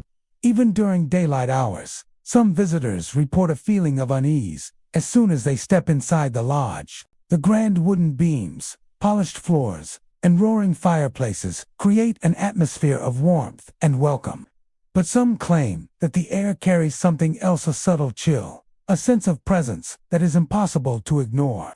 Guests often describe glancing down hallways or across rooms and sensing that someone is watching them, even when they are alone. This feeling of unseen observation is often accompanied by a fleeting sense of movement in their peripheral vision, a shadow disappearing around a corner, or a reflection that seems out of place. One of the most commonly reported phenomena involves phantom hikers. Guests looking out the windows or walking along the snowy trails near the lodge sometimes describe seeing figures trudging through the snow, dressed in old-fashioned hiking gear. These figures move slowly, their movements deliberate and human, yet they vanish when approached. Some speculate that these are the spirits of early mountaineers who lost their lives on the mountain, their journeys unfinished and their presence lingering near the lodge that has welcomed countless travelers over the years. Witnesses describe an almost tangible aura around these figures, a coldness that seems to radiate from them, leaving a chill in the air even on sunny winter days. Inside Paradise Inn, the hallways themselves seem to carry echoes of the past. Guests have reported hearing footsteps following them along empty corridors, sometimes matching their pace, sometimes preceding it. The sounds often start softly, a mere tapping, and then grow louder, as though someone or something is walking just behind them. In many cases, the noises stop abruptly when the witness turns to investigate, leaving only silence and the faint echo of their own heartbeat. Staff members have recounted experiences of doors opening or closing on their own, sometimes accompanied by the soft creak of floorboards that seem impossible to explain. Some of the most chilling accounts involve the sensation of being watched. Guests frequently describe moments when the lodge feels unnervingly alive, as though unseen eyes are tracking their every move. In dining areas or common rooms, chairs and tables appear undisturbed, yet a pervasive sense of presence is palpable. Patrons have reported the hairs on the back of their neck standing on end, and an inexplicable tension in their shoulders, as if the lodge itself is conscious of those who inhabit it. These experiences are particularly intense during the quieter months, when the number of visitors dwindles and the lodge sits in near isolation amidst a snowy landscape. Phantom voices and whispers have also been reported by guests and staff alike. Some describe hearing faint laughter echoing through the halls, while others report soft murmurs in the common areas, sometimes coherent, sometimes unintelligible. The sounds often seem to emerge from the very walls or from empty corners, creating a sense that the building itself is communicating with those inside. Occasionally, the voices appear to correspond with the historic periods of the lodge's early days, suggesting that the energy of long-past visitors has somehow been preserved within the structure. Temperature fluctuations are another hallmark of the lodge's paranormal reputation. Cold spots appear suddenly, often in hallways, stairwells, or near certain rooms, sometimes leaving witnesses shivering despite being dressed for the mountain cold. These drops in temperature frequently coincide with the appearance of other phenomena, the sighting of a phantom hiker, the sound of footsteps, or the sense of being watched. Investigators suggest that these cold pockets may be linked to residual energy, a remnant of the lodge's history and the countless human experiences that have occurred within its walls. Paranormal enthusiasts and investigators have long been drawn to Paradise Inn, documenting the eerie activity with audio devices, thermal cameras, and video recording equipment. Many claim to have captured unexplained movements in hallways or shadowy figures crossing rooms. Some have recorded faint, ghostly footsteps or whispers that seem to come from nowhere. While skeptics argue that these phenomena can be attributed to environmental factors, the consistency and emotional intensity of the reports lend credibility to the lodge's haunted reputation. The history of Paradise in itself may explain much of the lingering energy. Over the decades, countless guests have passed through, some meeting tragic fates on the mountain trails or succumbing to the harsh elements. The lodge's staff, too, have witnessed injuries, accidents, and moments of intense emotion that may have left a mark on the environment. Combined with the lodge's isolation and the awe-inspiring, sometimes treacherous surroundings, these factors have created a unique atmosphere where the natural and supernatural intertwine. Visitors today continue to share stories of unexplained phenomena. Some glimpse phantom hikers crossing the snow-covered landscape, hear footsteps in the hallways when no one else is present, or feel the heavy sensation of being observed in common areas. Even when the lodge is full of guests, the experiences persist, suggesting that Paradise Inn holds a presence that transcends human occupancy. Mount Rainier's Paradise Inn is more than a historic lodge. It is a place where the beauty of nature and the weight of history converge with the supernatural. From phantom hikers trudging through the snow to footsteps echoing in empty halls and the overwhelming sense of unseen eyes upon visitors, the lodge offers an experience that is both breathtaking and unnerving. Guests who visit leave with memories not only of the mountain's majesty, but also of the lingering spirits that call Paradise Inn home, reminding all who enter that some presences endure long after their time among the living has passed. And there you have it, 25 haunted places in Washington state that nobody dares to enter. From abandoned hospitals and ghost-filled lighthouses to tunnels echoing with phantom footsteps, these locations remind us that history never truly disappears, lingers, waiting for those who dare to listen. If you ever find yourself wandering through the forests or cities of Washington, take a moment to look over your shoulder. You might just catch a glimpse of the past staring back at you. Thank you for joining me on this chilling journey. If you enjoyed tonight's stories, don't forget to like, subscribe, and ring the bell so you never miss another tale from the shadows. Until next time, keep your lights low, your doors locked, and remember, the past is never truly gone. It waits patiently, just out of sight.